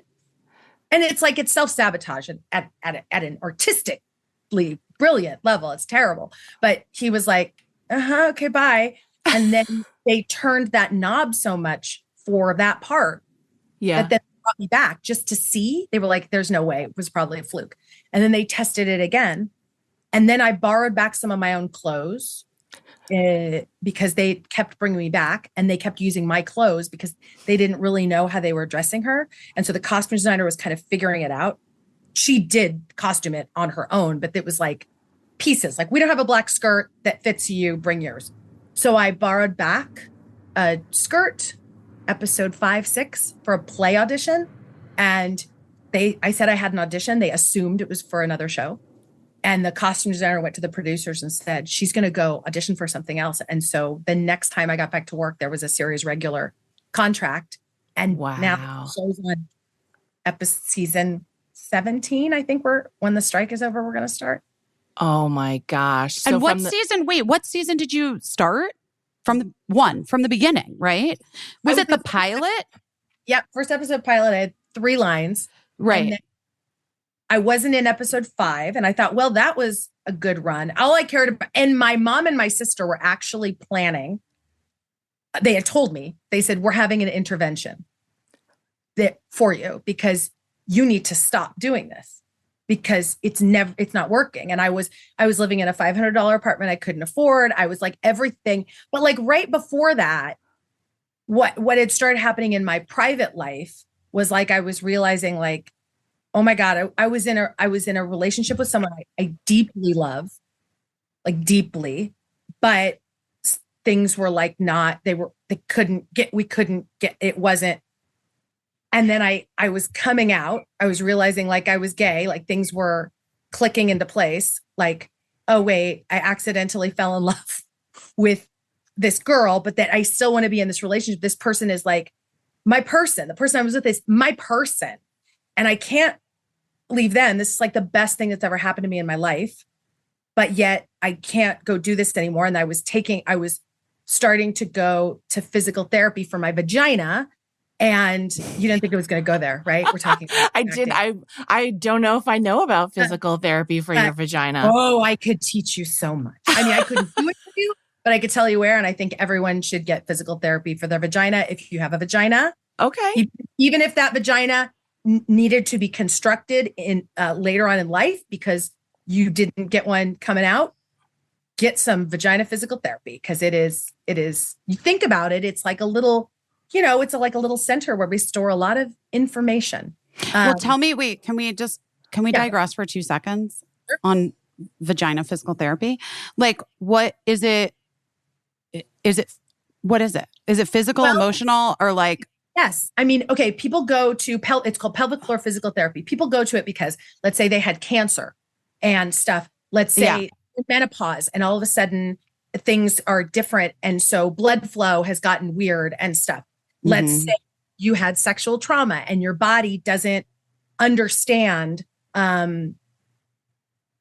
pleasure. It's like a pleasure. Right. My body didn't understand like it's very hard to explain to someone. Like, basically, you have to force me, but also have to be super into it, but also not. Like, it was so many bells and whistles. Right. It was complicated. But then also when you're doing it, I can't do it. Like, I can't. It's so searingly painful. And also, I'm going to punch you in the face and not remember half of this and start talking in the third person. Like, there was I had a lot of carbon dating layers to kind of manage because what happens to all of us, I mean, I am not unique in this. Every single female bent creature has had something, right? 100%. Yes. Then what happens is because that happened, you have this tattoo on you that says this thing happened to me. And when you're in a particularly vulnerable situation, it flares up. And then something similar to that happens again and again and again. And your body is so brilliant at trying to take care of you or trying to tell you like, this is horribly dangerous. And then also because we're human beings and we don't like shake it off like an animal. We don't go and play dead and puke and do normal things, we go, everything's fine. And we just try to lock it in. We don't give it that time that it needs, and it stores all this stuff. So for me, was going to a therapist because I couldn't have sex with my boyfriend because I wanted to, and I didn't understand. And she said, well, I know this person that does this. And at the time it was super weird for people to do it. And people always assume, like, if you talk about it, people go like, oh, trust me, my vagina's great. Like my Kegels are like, it has nothing to do with that. Like I'm sure whoever's listening to this, I'm sure your vagina is a magical wonderland full of butterflies, as is everyone's. So, but it's like, it was like a mind body. I don't know. It was a bunch of things. And then when that happened, it kind of woke me up. And then did I answer that? Basically what they do, to answer your question, they put their fingers into your vagina. That's exactly what you would think. And your Kegels is as much, I'm speaking in draft here because I'm not a pelvic floor physical therapist, are like hands, they're like, like opposite, but same. And then you've got all these other muscles that also connect. People do it for like injuries in your sciatic nerve, all that, because you can get up in to like your hip joints, all kinds of stuff. They do it on men. You go through the butthole and they do it on men too in the pelvic floor. Totally true thing. But for women, or for people, I will talk about me specifically, all that stuff that you would go and get body work for, your fascia, the way your muscles have trained themselves to constrict. So if your bicep is always in a contracted state, if you do a Kegel, it might be really strong, but if it's in a contracted state, it can only do a little bit. Right. But if you can get it to relax, and then all that weird phantom pain. We don't talk about any of this nearly. For sure. Because you never hear a guy say, you never will hear a guy say, I loved her so much. I was so into her. But every time I put my dick inside of her, it felt like 1,000 needles of fire, but I kept going because I love her so, I wanted it so much. But every female in the world has that story. Even if you can usually have great sex, every once in a while you do it, you're like, this fucking hurts. It's not right. Yeah. And I know they're having a good time. So now I need to fix something. Every once in a while you might say, time out. But sometimes you just, and that's an amazing and strange, and we don't talk about it. Not there's anything wrong with it. I think because sometimes breathing through a thing and, pain is sort of interesting. So I'm not like downplaying or whatever, but like, anyway, so I did that. And then I realized from doing that body work, that kind of opened me up. And I met this woman who did it basically for free. She knew I was doing theater and she invited me. She asked me to give her tickets to a play I'd written. And so basically I got pelvic floor physical therapy for $20 of a show that I made, and she's now one of my dearest friends. And so I broke up with the guy I was with. I ended up like coming out, which then became re-coming out in a variety of ways as life continued. I know your show is about pivots. Like my pivot is so slow that I feel like I'm still mid pivot. Like it's like tectonic-y pivoting.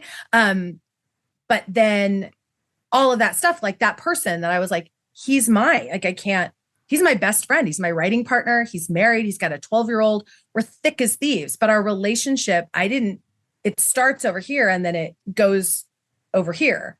But all of that stuff, like letting go, doing Criminal Minds and being like, I have to lose weight. I have to change who I am. And I'm not saying like, yeah, when you get into Hollywood land, they do things, right? They color your hair. Like they wouldn't let me color my own hair because I showed up one day with green hair because I didn't do the toner or whatever the fuck, right? Like they simplify things, but I did not know that like just being the most myself I could be is the thing that opens up all of the gates, because you think yes, no one can know who I am because I'm so all fill in whatever that is.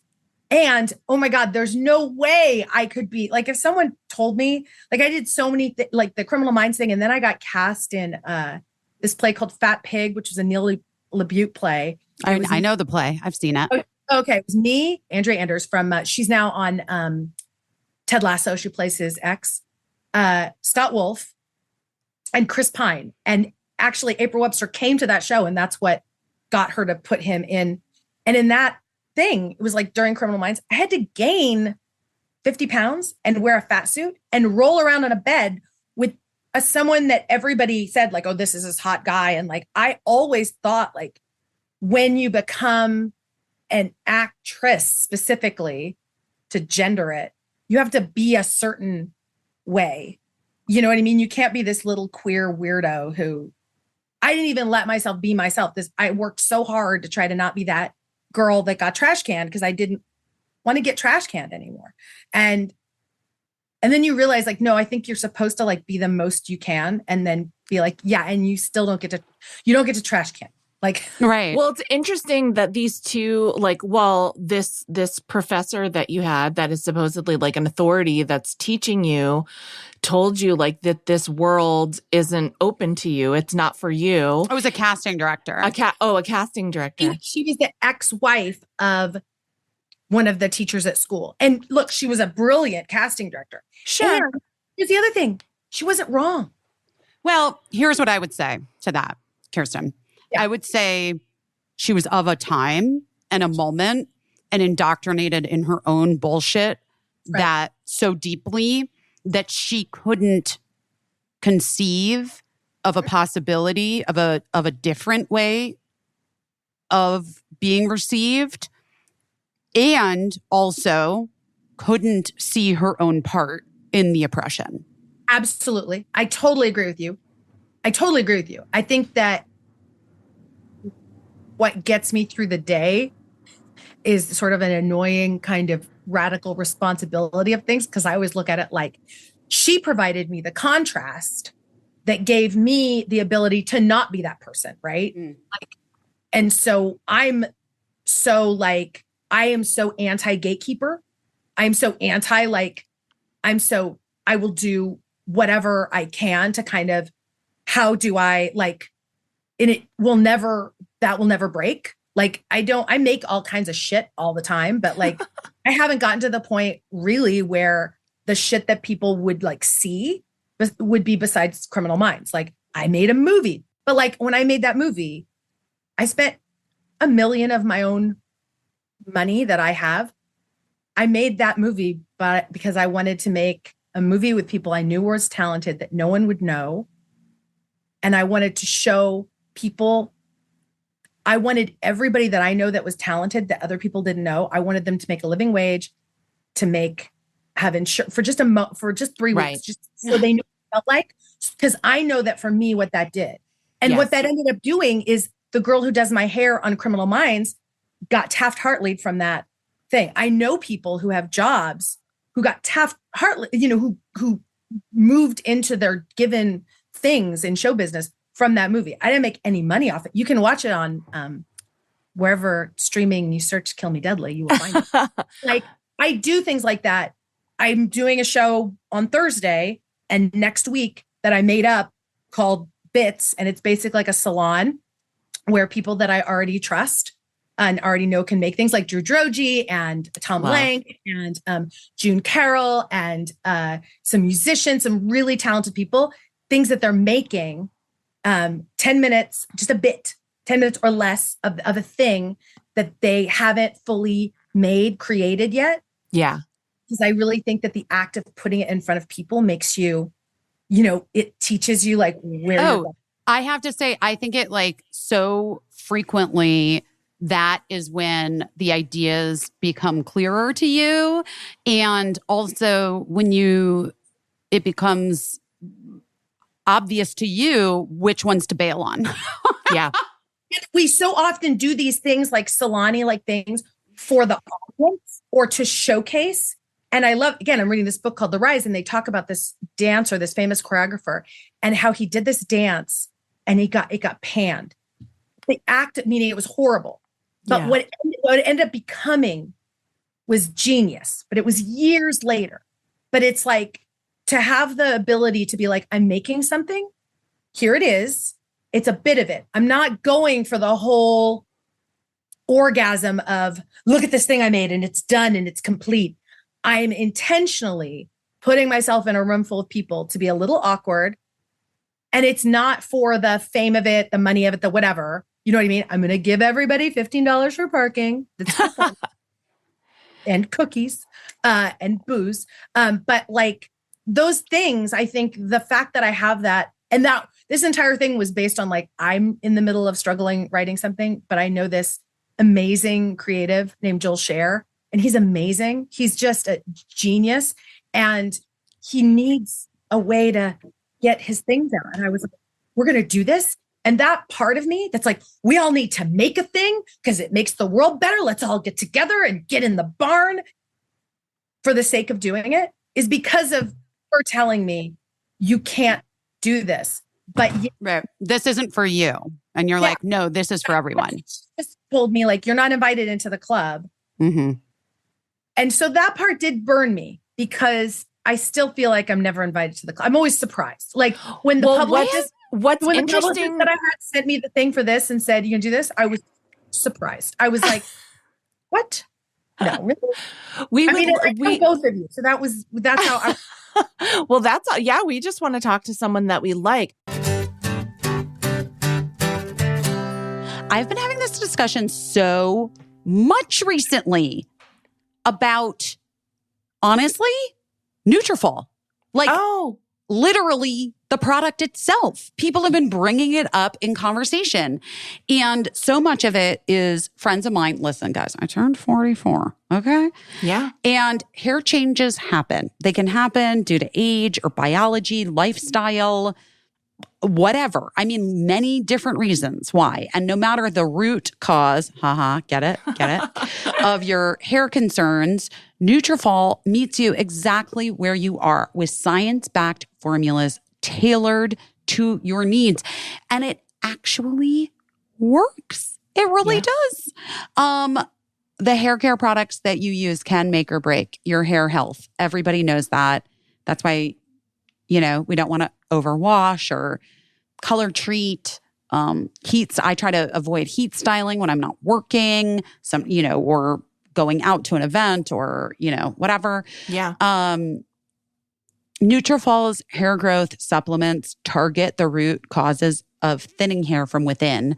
And Nutrafol's scalp care formulas help create a healthy environment for improved hair quality. So listen, the shampoo, the scalp mask, the scalp essence are all gentle yet effective and work to exfoliate and purify and balance the scalp for improved hair health. I am such a fan. I love these products so much. Nutrafol's physician-formulated scalp care products are clinically shown to balance the scalp and visibly improve hair health and strength in 2 weeks. 2 weeks! Amazing. With their 100% natural fragrance, 0 parabens, which we're allergic to in my house, right? And ingredients that are color and extension safe. Which is for me. That's for you. Also, the supplements are like the go-to. Everybody that I know loves these supplements. I've been taking them, and they're the foundation for healthy hair growth, while the scalp care products create the environment for your hair to thrive. Perfect. It's a daily routine, and the formulas set you up for your healthiest hair yet. So take the first step toward improved hair and scalp health now. For a limited time, Nutrafol is offering our U.S. listeners $10 off your first scalp care order when you go to Nutrafol.com/scalp and enter promo code BUSY.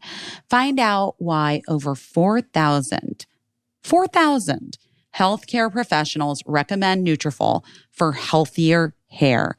Nutrafol.com/scalp and enter promo code BUSY for $10 off your first scalp care order.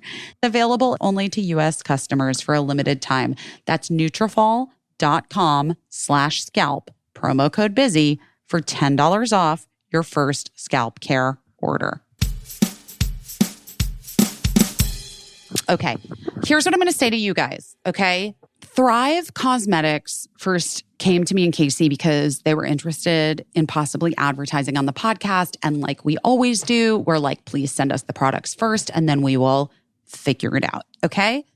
If it's for us, if it's not for us. They sent us their bestsellers. Caissie and I mean, I don't want to like go too far, but I became so obsessed with the Liquid Lash Extensions Mascara from Thrive Cosmetics that it's all I use now. I order it in bulk. I had my makeup artist on Girls 5 Eva order it. Anytime I am wearing it and I post a photo of myself on Instagram, people comment, DM me, what's the mascara? What are you putting on your eyes? I don't want to cause a controversy. I'm just telling you, it's the greatest mascara of all time. That's all I'm saying. Our friend I'm sorry. Our friend Simran said that she noticed the makeup artists on the last TV show she was working on were using it. And she was like, I don't oh my care God. about them. I care about me. But I'm just saying confirmation out in the wild that this is like the best thing. I'm a longtime fan of tubing mascaras. I can't wear mascara because it smears under my eyes. My face is oily, which is a blessing and a curse, but it ruins mascara. And so when I got my hands on the Thrive tubing mascara, it changed my life because it not only doesn't smear at all, it stays on all day. It comes off so easily with just like warm water and soap at the end of the night. This is what's crazy. I don't understand how it comes off so easily. I'm not kidding. I'm like, it is, guys, it is a game changer. It's a game changer. Here's the other thing that I'm obsessed with, the Brilliant Eye Brightener. I'm serious. Yes. It's like a highlighter stick. Yes. And it brightens, but I use it like kind of all over my eyelid. I use it everywhere, on my nose, on my cheeks. I love it. I'm a rule breaker. It's those great. Two, if like Thrive Cosmetics only had those two products, I'm done. It's the best. I would be happy for life. The fact is they've got like an arsenal of incredible products. And then beyond that, these products are certified 100% vegan, cruelty-free beauty products made with clean, skin-loving ingredients. There's no parabens, no sulfates, no phthalates. They don't compromise performance, obviously.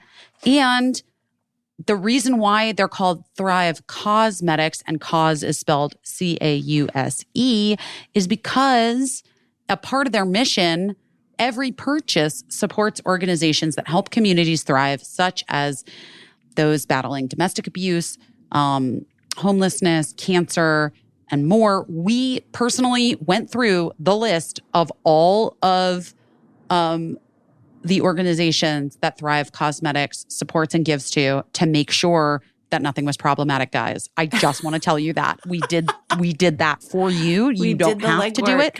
You might want to. I'm just telling you, we did it. Because I also was like, this mascara is too good.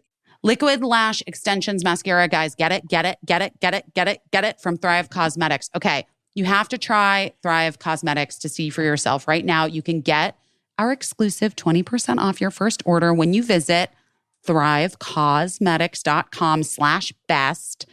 That's Thrive Cosmetics, THRIVECOSMETICS.com/best for 20% off your first order.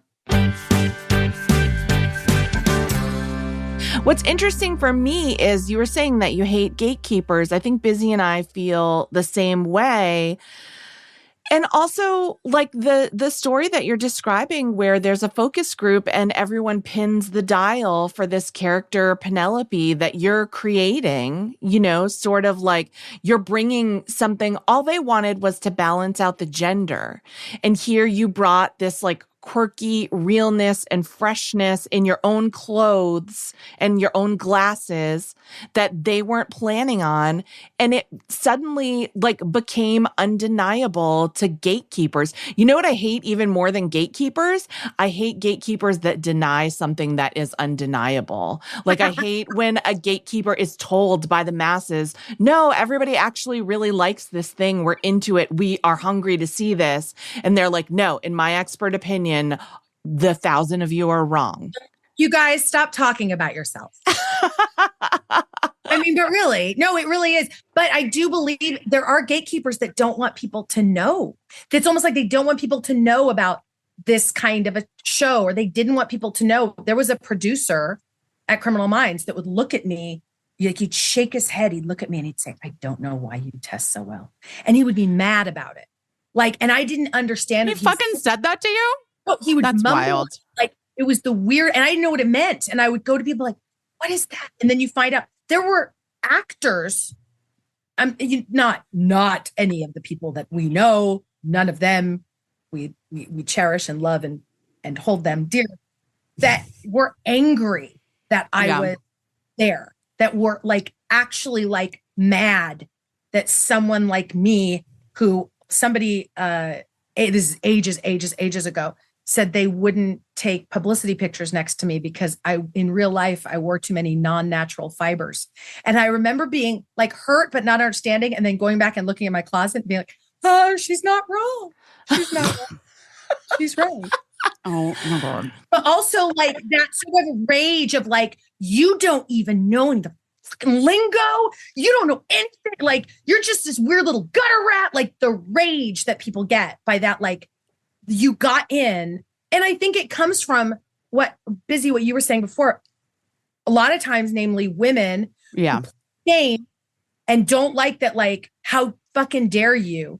You've gotten in and didn't have to play the game as much as I did. And like, we all played the game, but like, I might have not been the role that you were in it, going back to like your guys' Jenny Slate interview you had. I remember you guys talking about like, whether you were a bro or whatever, and having to code switch around all that, like, it's interesting, the people that you encounter in Hollywood land and everybody's feelings. And you have to learn, like, don't take any of it personally. I know. I think any producer, like, even feeling weird about you at all is just because they knew they didn't think of you, they didn't invent you, and they couldn't have. Right. I would do things to make them, like, I remember with the glasses thing, they brought in a bunch of glasses and they were like, these are the glasses you can wear. And they were all like one of two brands. And I was like, I'm not going to be a fucking commercial for anybody. And they're all ugly. They were all just like brown.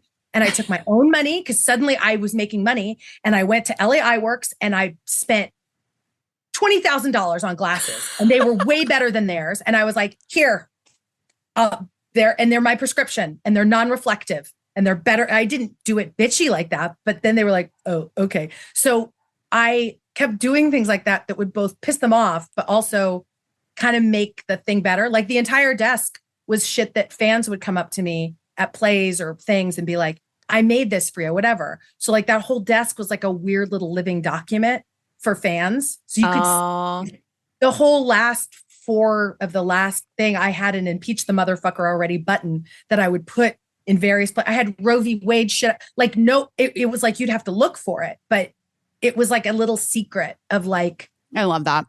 Like fucking with the system because, and then they did kind of hate it because they couldn't, they didn't make it. Yeah. Cause you had the power. They didn't make it and it resonated. With fans and they didn't understand it. And so frequently, especially men, but if somebody doesn't understand a thing, they just deride it. They're like, I don't get it. That's gross. I don't get it. I don't like it. I don't get it. That's not good.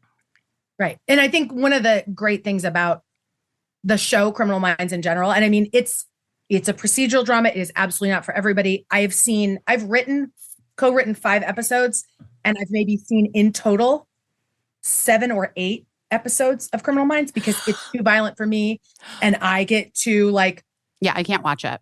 Too much. But like, I love that I love my job. I love that people do that.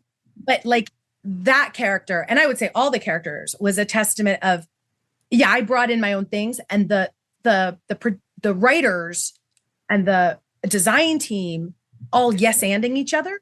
Yeah. You know? And the cast in and of itself is just, they've informed it, you know, just because I get to act with Paget Brewster all the time, for God's sake. Who's incredible. And like She's act incredible. with Aisha Tyler, like all these, and I work with the most amazing women. Like these are the kind of people, like we all sat in my hot tub during negotiations and went, how much are you making? How much are you making? How much are you making? What do we need? Well, I'm going to call, like, we completely have each other's back. It is a complete, like, we stick together and take care of each other. And it is a really beautiful way to create. Well, I thought this was really interesting and really courageous of you. You had a co-star and friend who was let go from the show, and you participated in the protest and petitions to bring her back. Yeah, they fired Paget and AJ, which was dumb. And they figured out it was dumb because they had to bring them back. Yeah, I was going to say. Super dumb. And then it, you know, Hollywood is so weird because when I first started on the job, I was making way less than everybody because it was my first job. And then when AJ left, because she was gone and I had been there now for a period of time, I was making more. But she had been making more than me before she left. And she worked way more days than I did. And it became like what the fuck is this? And why are they making more? Like, and then I started getting like, explain to me why, aside from hormones, the women are making less than the men. Just explain that part to me. And then explain to me why you let her go. You know you need to bring her back. And yet you're making her. And so then we got into a game of chicken. And this is the gatekeeper part. This is, I couldn't create this on my own. This is based on the conflict that I had in my life prior to this, that when they went to negotiate with me, I was like, yeah, but we need to make the same amount of money. And then when they returned and they were like, they upped mine and they kept her the same, I was like, I don't think, did I stutter? We need to make the same amount. Like, if it has to do with somebody else, and I don't know if that's my Cancerian little heart or something, like I will burn down the house for the community. Yeah. I do okay with like a sandwich in the corner. But if it's everybody, like we're all getting the same fucking like thing, like don't play with me. Like I get a little like aggro because I truly believe in my bones we are only as powerful as the least privileged among us. And when you get into this situation where you're working with someone incredible and they dicked them over, they have to make it right, you know, and it's not hard. Like that's not a hard Well, that's thing. the other thing. It's not hard. Yeah, it's not And hard. it feels so dumb when you're looking at it and you're like, guys, I don't even understand. What are we talking about?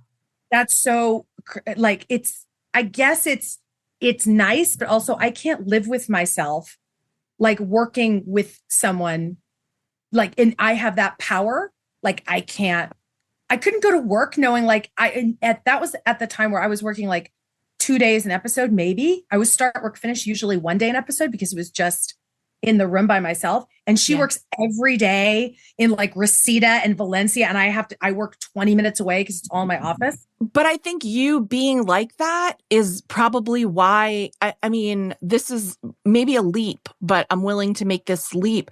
That quality about you probably shines through. And that is why people respond to you, because I think a lot of people would have no problem justifying like, you know, my friend lost their job, but I kept mine, but I still want to keep mine. So I'm not going to say anything. And so this is the story that I'll tell myself about why it has to be this way. And instead you were like, well, fuck it, burn the house down. If you want to fire me too, then I'm willing to accept that. But I have to say this. And I think that being feeling like an outsider. And when they let Paget AJ go, I was like, I had a visceral understanding that my job, whether it's a TV job or whatever, when someone gives me a job that I didn't create, I'm a squatter in a fancy house. Mm. They get to kick me out whenever they want, but they don't get to take away. I'm still an artist. Like I'm still me, and you don't fuck with that. Like, and so that when they left, I was like, oh, you could do that to me. You could do that to anybody. The way that they treat that sort of you're disposable when you've decided by some sort of metric, whether it's one guy in power making an arbitrary decision that he decides that this person is unnecessary or not. Like when you realize that, it was like, oh yeah, that could be me. You know what I mean? I'm not, I'm not special. It's special that, anybody out in the world can get out of their own way and have access enough to whatever your creative spirit is that makes your heart sing. And it's special that you get paid for it. But also when they could take that away from them, it was like, that you could do that to me. So what's at the end of the day, and you probably will, like at some point.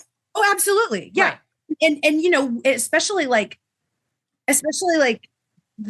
there was a whole thing about why they got let go. There was this whole it seemed like what they wanted to do was they wanted to take them out because what they wanted to do was bring in sort of like, we'll bring in some young, fresh, beautiful, and they don't do that to men, but it's this. They do not. That we get told like when we're young baby women that like, oh, you're so valuable and special. And then you get to a certain age and then they start like throwing you out, but they don't throw out men like that. Like they keep the men. So it's very, it's just a thing I always want to remember. Don't get tricked by that. And don't get tricked that you're not special because you're not this little baby woman. Like baby women are very special, but like all the women are very special, like equally, and have the same range, if not more, if you take we are all the ages we've ever been, all of that. But like that idea that they wanted to dispose of them because the question was they might not,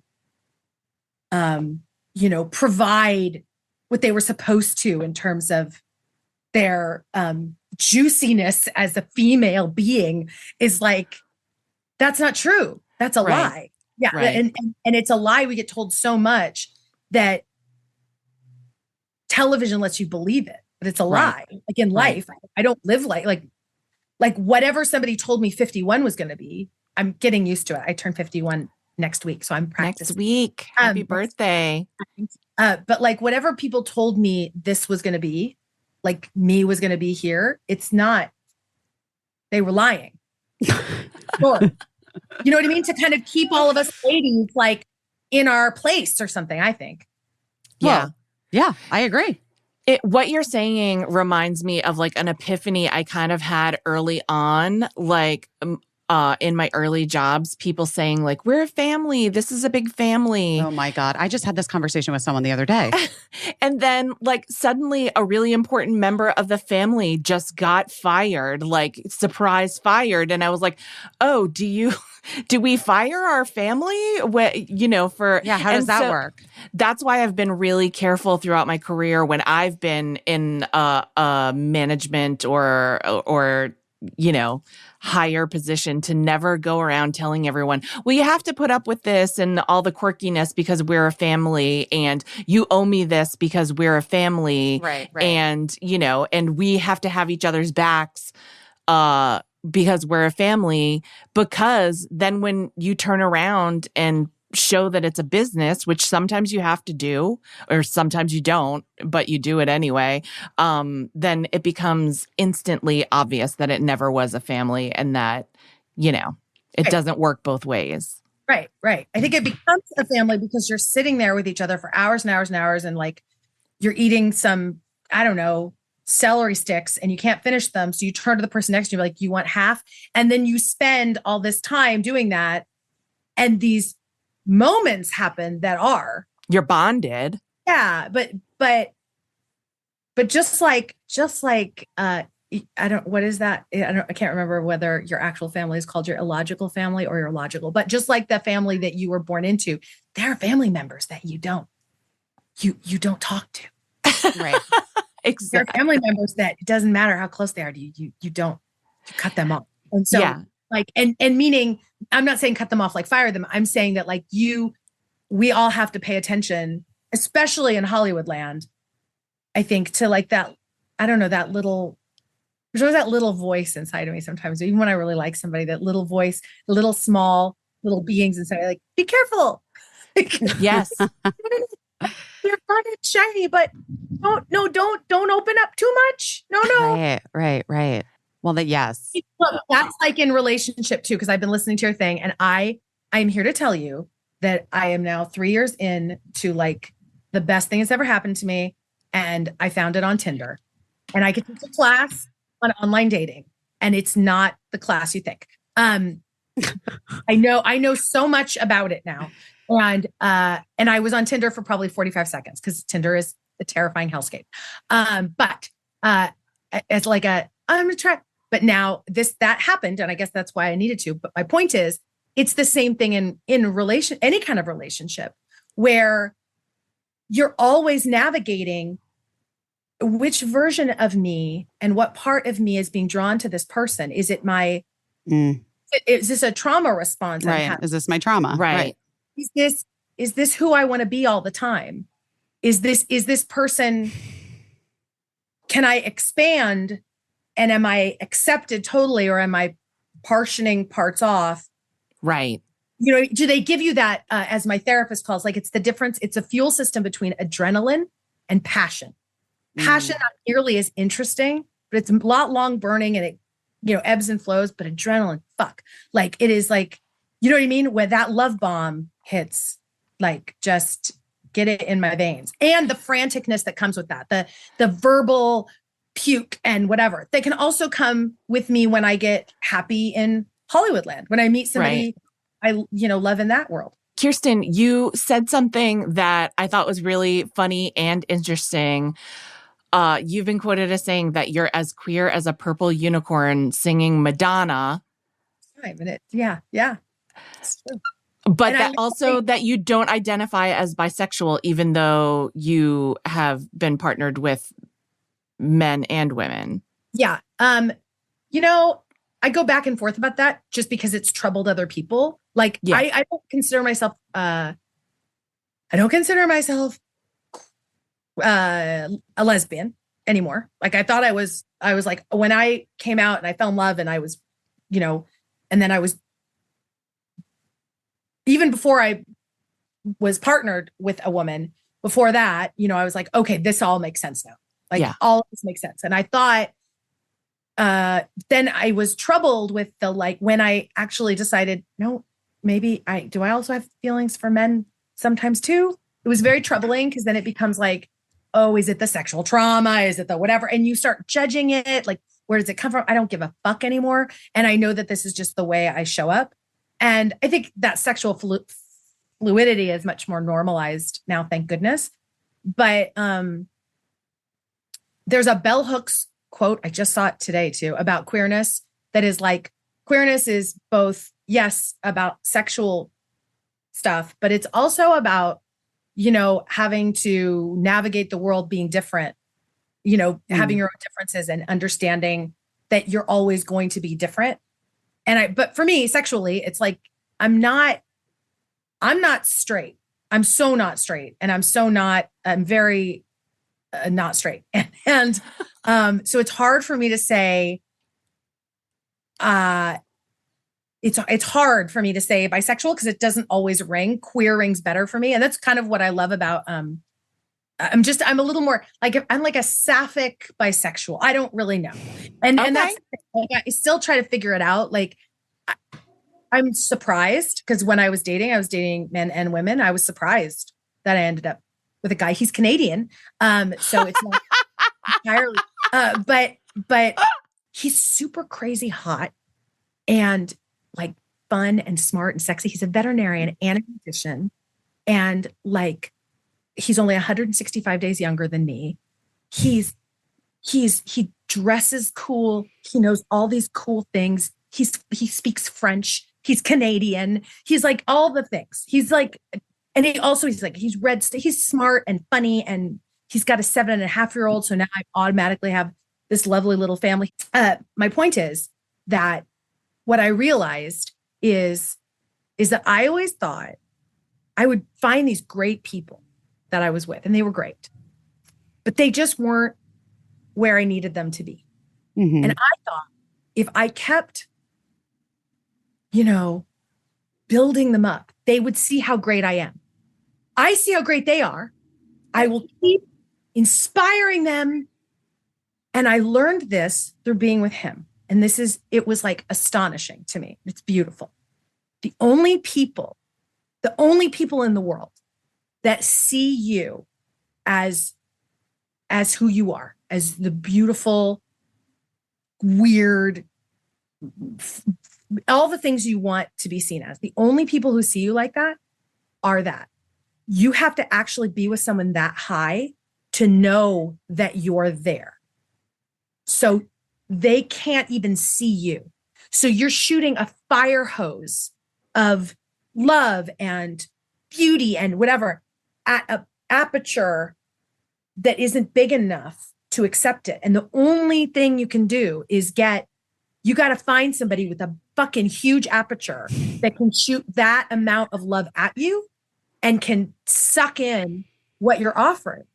And that is the trick. The trick is how big can we make our apertures? You know what I mean? Because that's, but do you feel like it has to do with the other person being as successful, as secure? Like, what is it? You know what I mean? I think that person has to have done work on it. I mean, the thing is that like I needed to be, he needed to be whatever, what was it, 47 when he met me? He needed to be 40. I needed to be this age. Right. Because when we had our we met during the pandemic and we would have these Zoom dates. And by the way, if you're doing in-person dates, first off, stop it.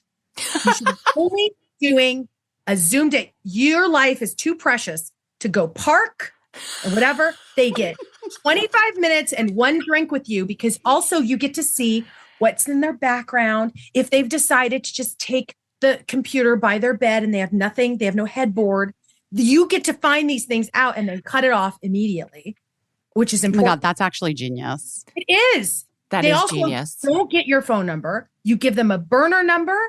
And if they got a problem with that, they don't deserve your time. And I think it's super interesting to look at how panicked we get by asking these things of other people. Yeah, I'm taking notes. Where do you get a burner phone, guys? This right here is up there with a Google voice number. Yeah, you can get a fake number on your phone. On your phone. Right. Okay. Yeah. And the only thing is it'll come up green, but fuck that. They haven't earned the blue yet. This is up here with advice that I heard Margaret Cho once give, where she was like, find out what colors suit you that you look good in, then paint your whole house those colors.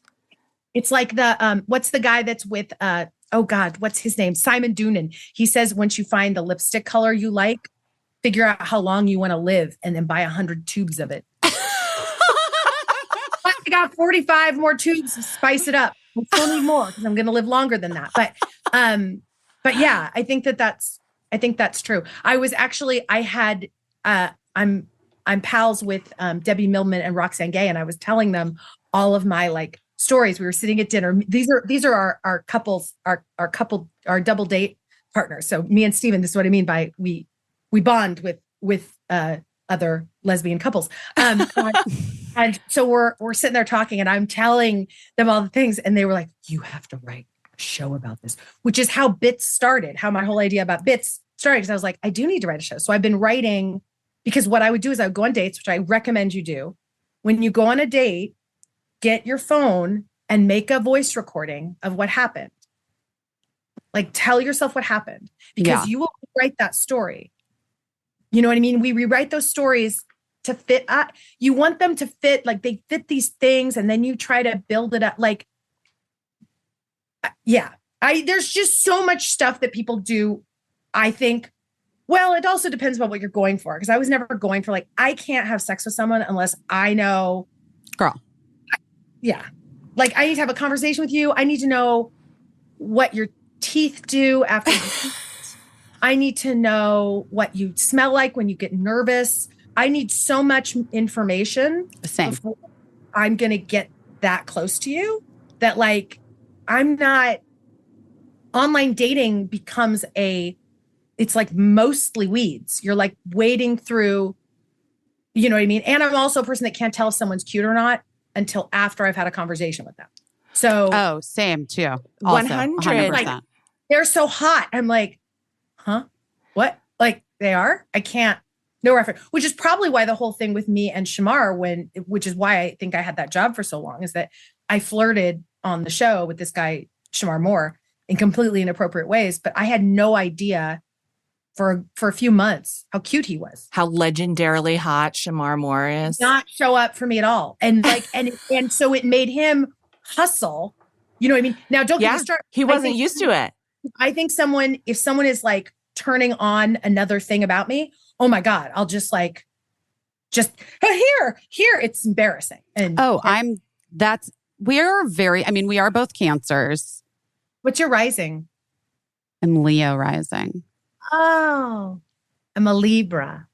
I'm Leo. No, I like it. But like that is we have very similar things. We have very similar things. I have like the weirdest thing with people also, like if I love someone and not even romantically, like if I'm like really like fucking love a person, I can't see if like, for instance, they do too much plastic surgery to their faces. I literally can't see it. And people will be like, oh my God, how did you not? And I'm like, I don't know what the fuck you're talking about. They look incredible. This is bringing up a thing. This is bringing up a callback to what you were saying about the purple unicorn and that at the same time. Because you said that, I was like, I'm going to tell you this. So when I was with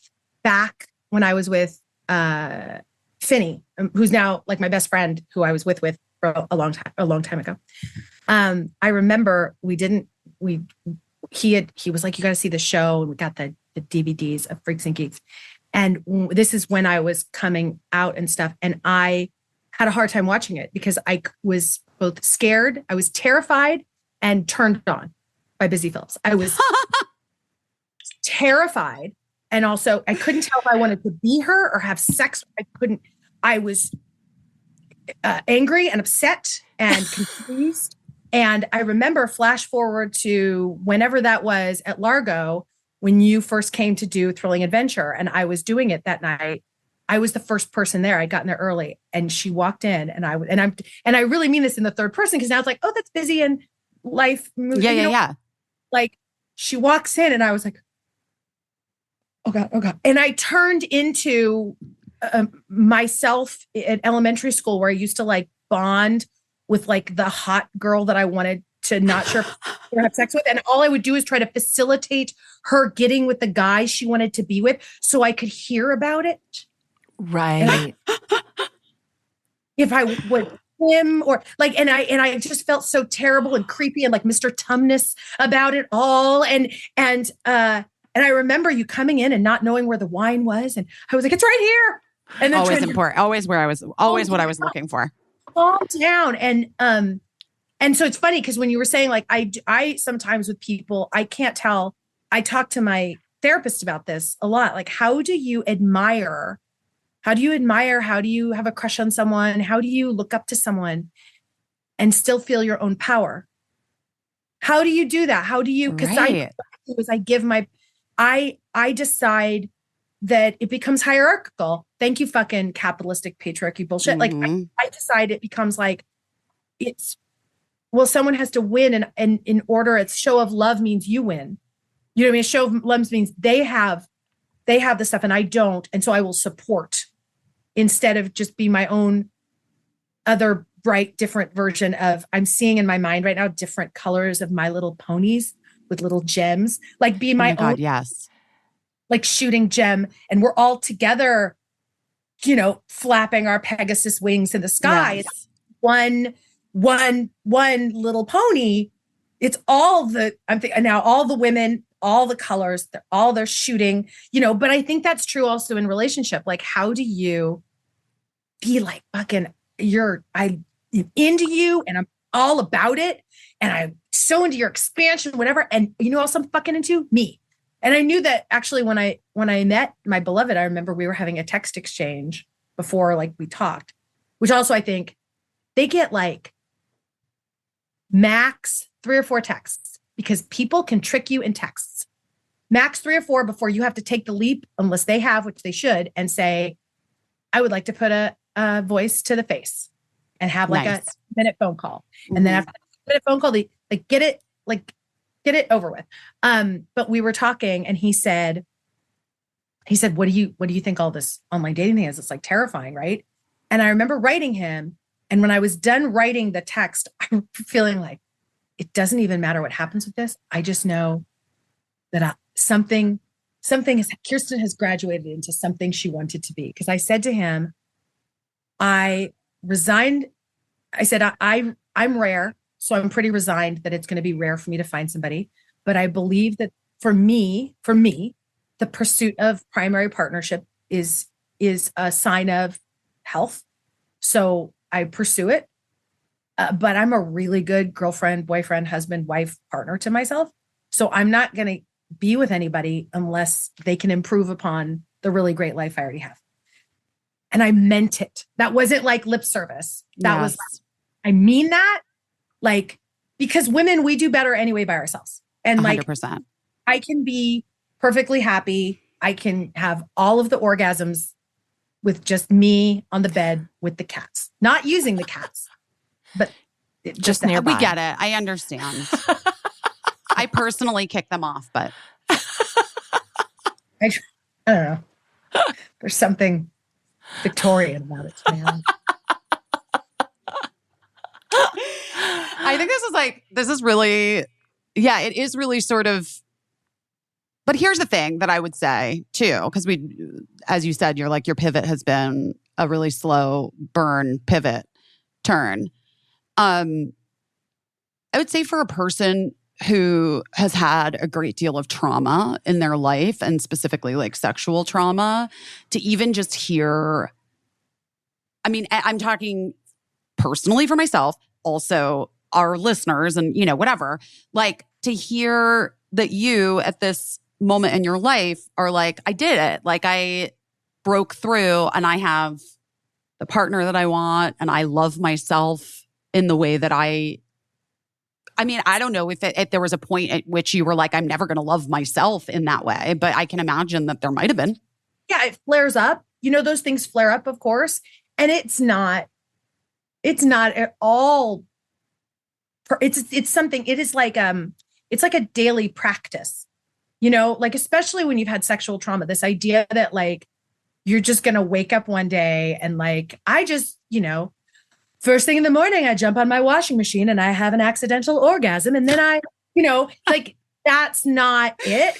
And it's always going to be, there's going to be moments where you're going to have to, where I and everybody has to interface with that part of us that's like, bitch, don't you dare forget about that. You know what I mean? Like, and it's going to bring it all up. But the practice of it, like, I am very proud that I can walk around as me and tell all those other parts of me, look how good I'm getting at taking care of you. And nice. I'm going to try to make sure that when like, it's really important to me, like the thing I look up to, like is, my best friend left the planet. One of my best friends left the planet when he was of AIDS, right before the AIDS cocktail came out. So this is like late 90s and he wanted to be a pop star and he was amazing. And I make it a point to like make sure that he can interface with me on the daily and be like, that age of him gets to interface with someone that he's still happy to hang out with. I love that. As me now. And I want, 15-year-old me to be able to look at me and be like, she's cool. Like that's very valuable to me because I trust her more than I trust almost anybody. You know what I mean? Like, it keeps me able to stay earnest and stay open and not shut down in those ways I think that can happen that we get told is supposed to happen as we get older. Yeah. To stop or get regurgitate or whatever the fuck it is that like, that doesn't happen. the sheer fact, as far as I'm concerned, the sheer fact that you want something, so I don't care how old you are, I don't care what's happened to you, the sheer fact that you want something is proof that you should have it. Now, it might not be the proper nouns of what you think that thing is, but the energy of it, the essence of it, you have the right to have it daily. And you know you're supposed to, because you wouldn't want it if you weren't supposed to. You know what I mean? So like, to me, the whole point of life is like, figure out what it is that you're like, I have to do this. And then how do you recreate that? Especially those of us that have sexual trauma, because that is the way to take back and show everybody up, is to like have a delicious life where you're just too busy enjoying yourself to make I'm too busy alchemizing the shit that happened to me. Like I'm trying to make something that I like with the stuff that I don't like. It keeps me very occupied, but it's really good, solid, worthy work that I think keeps you based in the community and happy, you know? Kirsten Vangsness, I love that. You gave us your pivot. You shared a lot of really intimate things with us, and you also gave us amazing advice, a couple pieces of amazing advice. Dating advice. Take to the bank. I'll go back and listen to it, because sometimes I go into a fugues. I can't remember. Look, and I hope I did. I might, if you saw my computer, it's covered in Post-its. I have to remind myself. See, look. See, my peers. So in case I got scared. Isn't that nice? That's such a great, I love that. I love that. And I don't have it's so funny. I moved, this is in my new apartment, and I don't have my stuff up yet that I like normally look at when I do the podcast. And because I have things like that too. I got to put them up. You just reminded me. Very Kirsten, nice. I have behind my computer check stubs from Joan Rivers with little notes on them from her. Because that always reminds me that like I can do something for someone who, you know, and it's kind of a bigger deal than I ever imagined. Mm-hmm. I like it. Yeah. And my Tori Amos candle, and I'm ready to go. I love her. Tori. We all love Tori. I'm seeing Tori this week. Are you really? God. Yeah, New York. Seeing her at the end of July. At the Greek, right? So exciting. She's the best. Okay. All right. We should let you go. We are going to let you go. So much of your time. We really have. Kirsten, thank you so much for being here with us. My pleasure.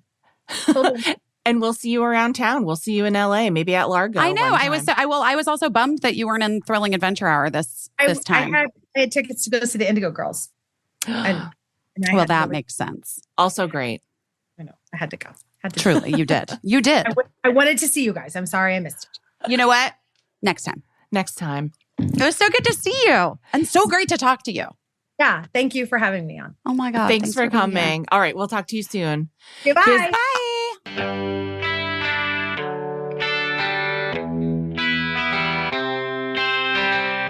Smalls. We got the kitty smalls. We got them the new food. Do they love it? They do love it. Honestly, our cat food has kind of just been the same forever. Yeah. And I did feel like it's time for cat food to move into the now, into the present. You know what I mean? I was like so thrilled when Smalls showed up at the house and we tried it out. Yeah. Because Smalls cat food is protein-packed recipes made with preservative-free ingredients that you would just find in your fridge. It's delivered right to your door. It was started back in 2017 by a couple of guys home cooking cat food in small batches for their friends, which I'm obsessed with. That origin story I am obsessed with. And at this point, like you're like, why can't I just feed my cat the kibble? Like you can, but the truth is your little kitty descended from, ferocious desert big cats who hunted live prey. And your cat isn't different and they need fresh protein, packed protein. Yeah. And it'd be nice if it wasn't all smelly and gross. Yes. And other cat food brands know this, but they choose to put their wallets first. They fill their food with mysterious meat byproducts and artificial flavoring and preservatives with names that I can't pronounce. And it's gross. And that's why it stinks. But after making the switch to Smalls, 78% of cat owners reported that their cats had shinier and softer fur, and 90% reported overall health improvements. That's a big deal. The team at Smalls is so confident that your cat's going to love their product that you can try it risk-free. That means they're going to refund you if your cat doesn't like the food. I'm telling you guys, Gildo and Rosie love Smalls. Remember, high-quality ingredients means a healthier and happier life for your kitty. So head to smalls.com/best and use promo code BEST at the checkout for 50% off your first order plus free shipping. That's the best offer you're going to find. But you have to use our code BEST for 50% off your first order. One last time, it's promo code BEST for 50% off your first order plus free shipping at smalls.com/best. Oh, ZocDoc, we love you, ZocDoc. I mean, we really do. Guys, have we convinced you yet? We haven't convinced you yet, I don't know what else we could say. ZocDoc is just, you just need it. You need it. Listen, maybe you're like, this just happened to a friend of mine. They were like, I have this thing on my skin. I don't know who to go to. Do you have a good dermatologist? Blah, blah, blah, blah, blah. I'm in this city. And I'm like, dude, ZocDoc it. Download that app. Download the ZocDoc app because ZocDoc is the only free app that lets you find and book doctors who are patient reviewed, take your insurance, and are available when you need them, and also treat almost every condition under the sun with specialties. It's how I found my beloved sinus doctor in New York when I moved there. Yeah. When I moved to LA, I had to get a whole new set of doctors, and I got them all from ZocDoc because that's where I found all my doctors in New York. But it's like, it is actually, they make it so difficult, right? Like without ZocDoc, it's so difficult. You have to you Google and then you research and then you're like, how do I know if this person's good? How do I know if they take my insurance? I'm going to have to call. And then you call and they're like, no one answers. And then they'll call you back. And then you're waiting for a call back. And then at that point, you're like, I'm dying. You know what I mean? You need it to be quick and efficient. You need to know, and you need to get in to see someone. You don't want to wait to find out, oh, actually, we're only out of pocket and it's a $5,000 minimum, whatever it is. Right. You know what I mean? Yeah. One of my favorite features of ZocDoc, besides being able to find a doctor that's available for you to see and make sure they take your insurance and read reviews, is that you can also fill out all the paperwork that you have to fill out right on ZocDoc. And so it's done. So you don't have to fill out 80,000 forms when you go into the doctor, and it retains your information to fill out the next forms. Which is, honestly, that is the win, I have to say. Yeah. With ZocDoc, no alarms, no surprises. There are thousands of patient-reviewed doctors and specialists. You can browse doctor profiles. You can upload and verify your insurance information. You get the care you need when you need it, and you start feeling better, more sure. Maybe you need a second opinion. Maybe you have a doctor you love. And then, you've heard us talk about second and third opinions. Yep. Maybe you have a doctor you love, and you get a thing that you're like, I'm not sure about that.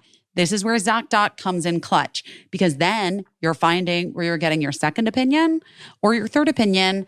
And because it's patient reviewed and the doctor takes your insurance and this is a person that comes highly recommended, that you can trust what is being said to you. Anyway, guys, we love it so much. We really do.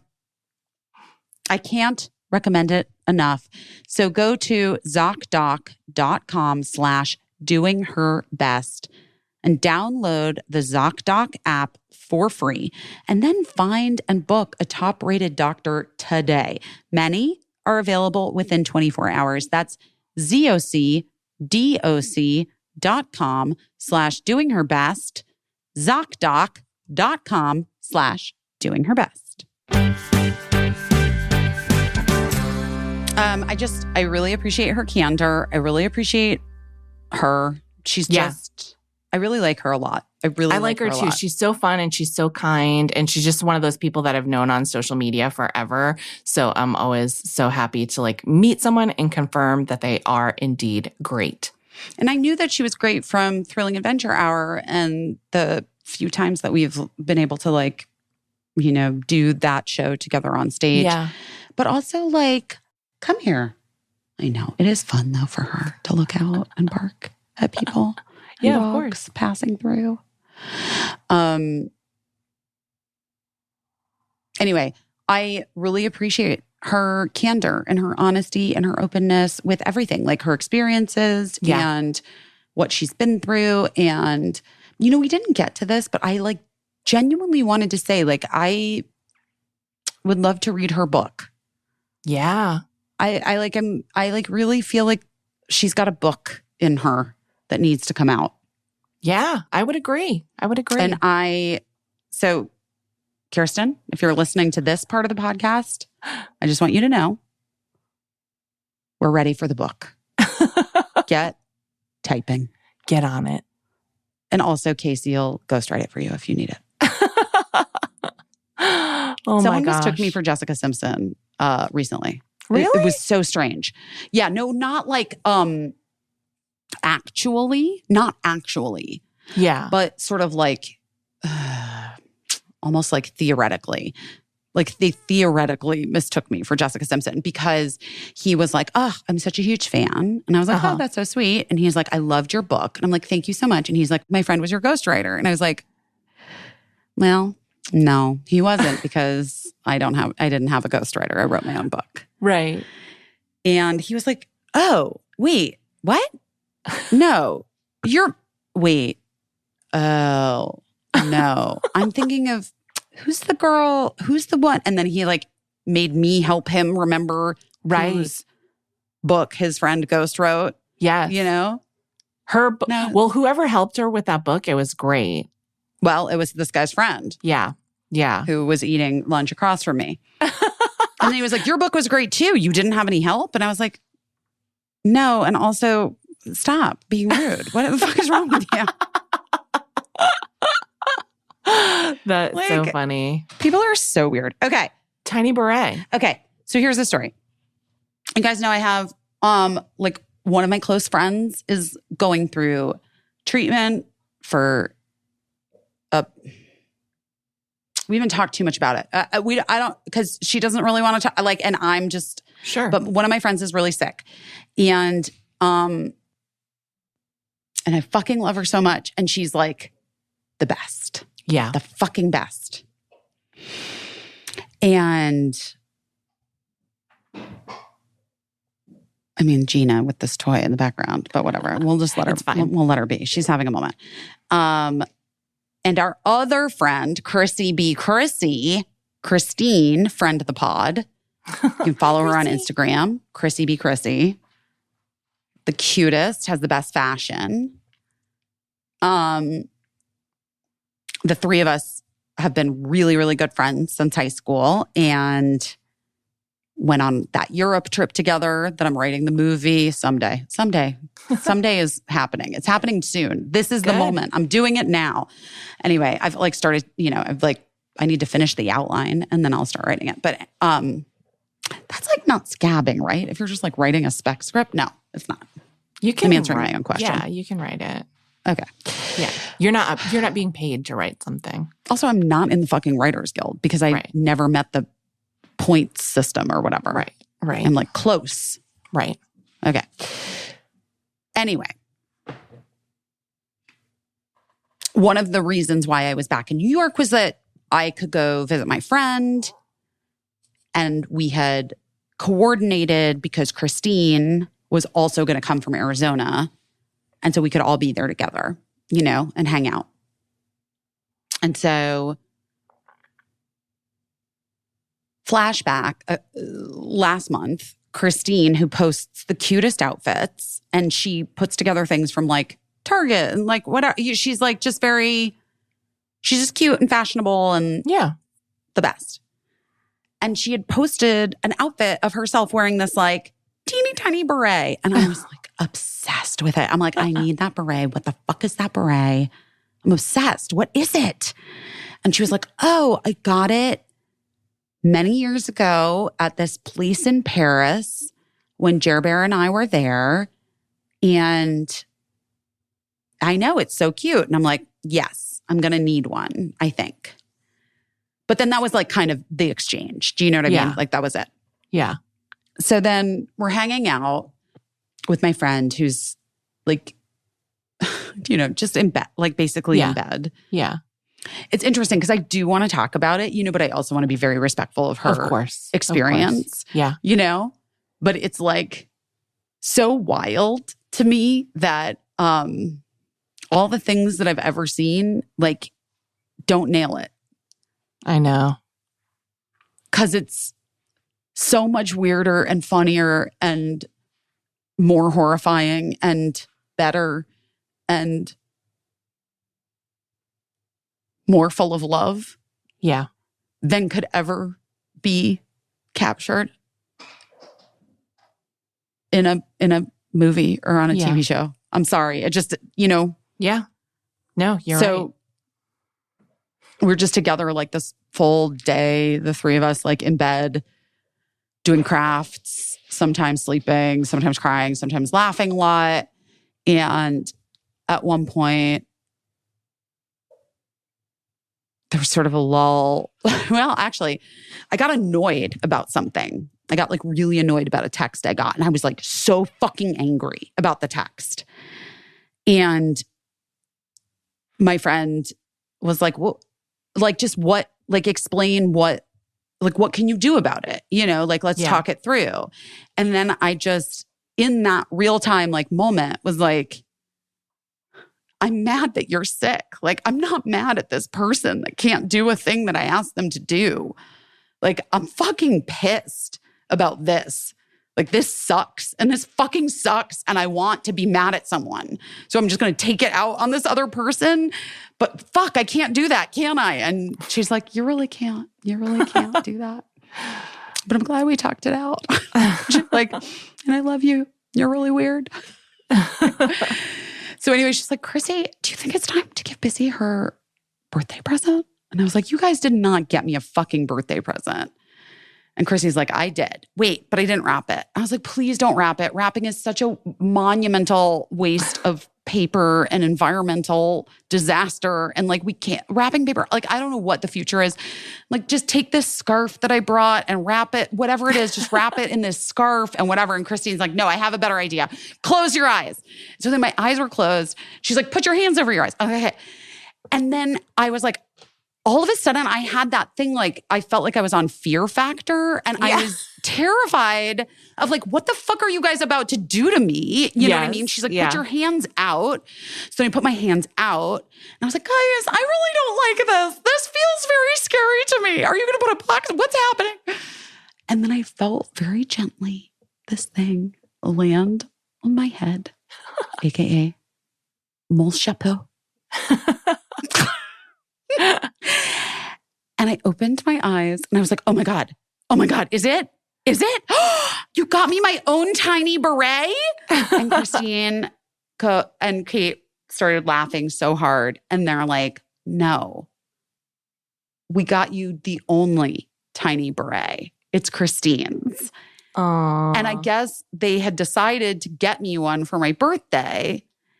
But when Chrissy reached out to the like place in Paris years ago that they don't have them. They don't make them anymore. They're done. Then she was like looking on Etsy and then she was looking like and they couldn't find them. Okay. Like in the same, I mean, it's a really beautiful thing. This little very tiny chic chapeau. Yeah. Wait, chapeau is hat. Wait, what's head? Wait, is chapeau head? Wait, you guys. I don't French know. 101 is escaping me. I don't know shit about French, which is ironic because Well, Christine and I met in French that's class. right.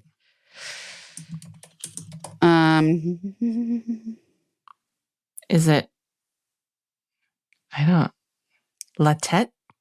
Oh, yeah. La tête is head. Chapeau is hat. Okay. So, le petit chapeau. No, chapeau. Chapeau. Wait, anyway, guys, don't fucking come for me with my French. I literally took it in high school for 3 years. Have not uttered a word since getting this little chapeau on my tête. Yeah, because tête-à-tête, right? Yes. Tête-à-tête. Head to head. Anyway, you guys, okay.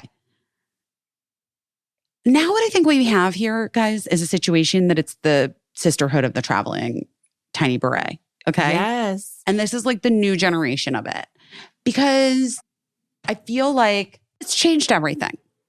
I feel like as soon as they put it on my head, I was like, I had a new lease on everything.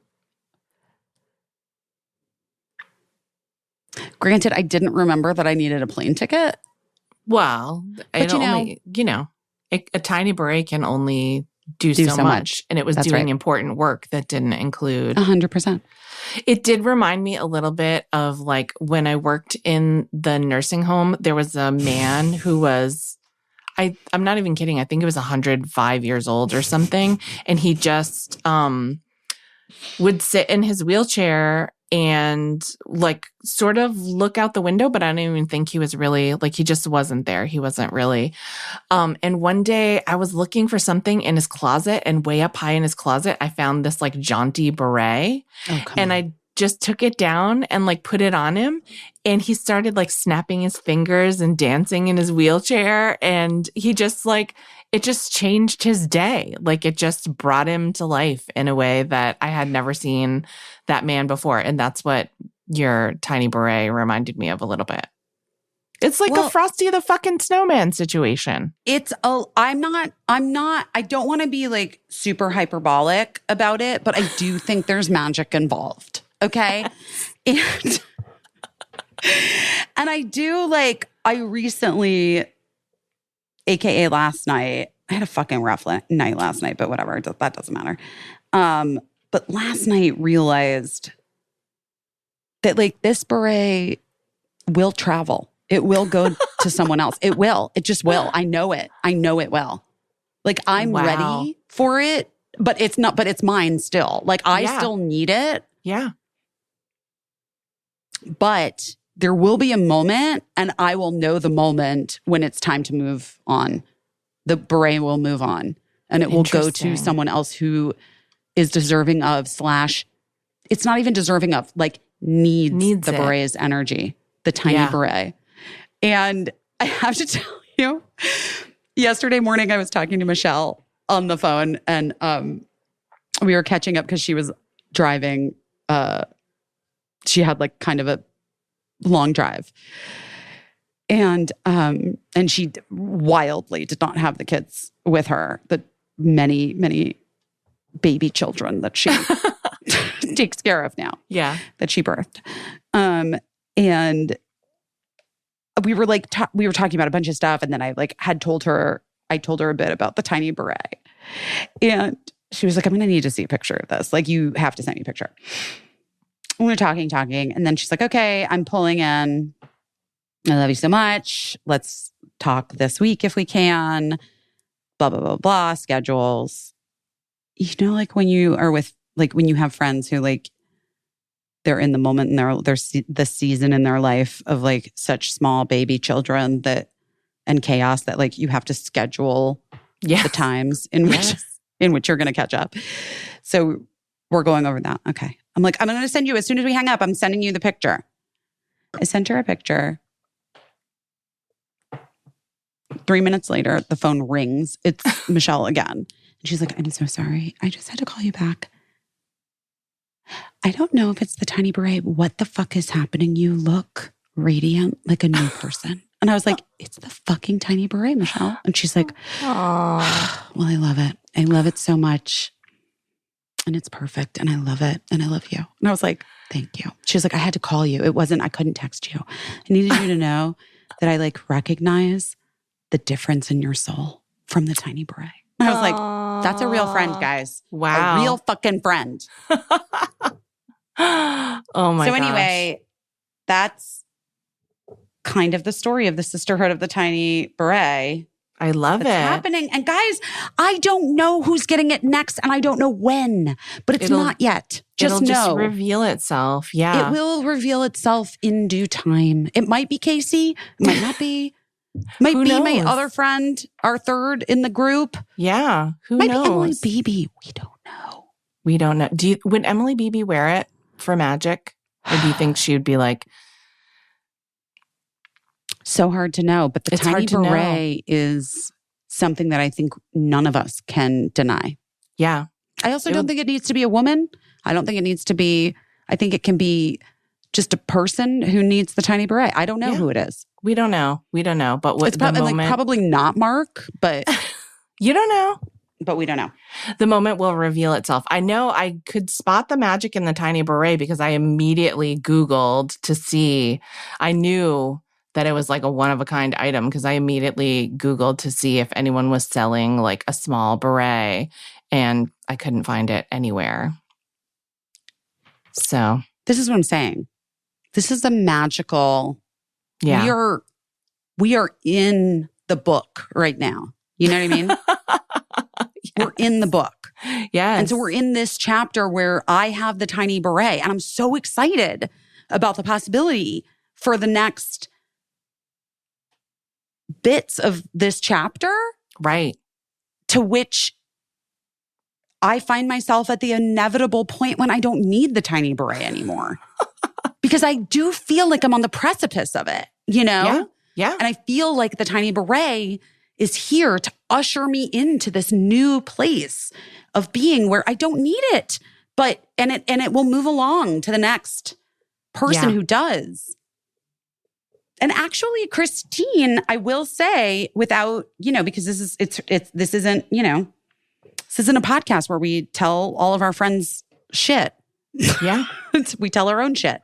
Yeah. But like, I will say that I do feel like Christine recently came out of a period of time in her life that like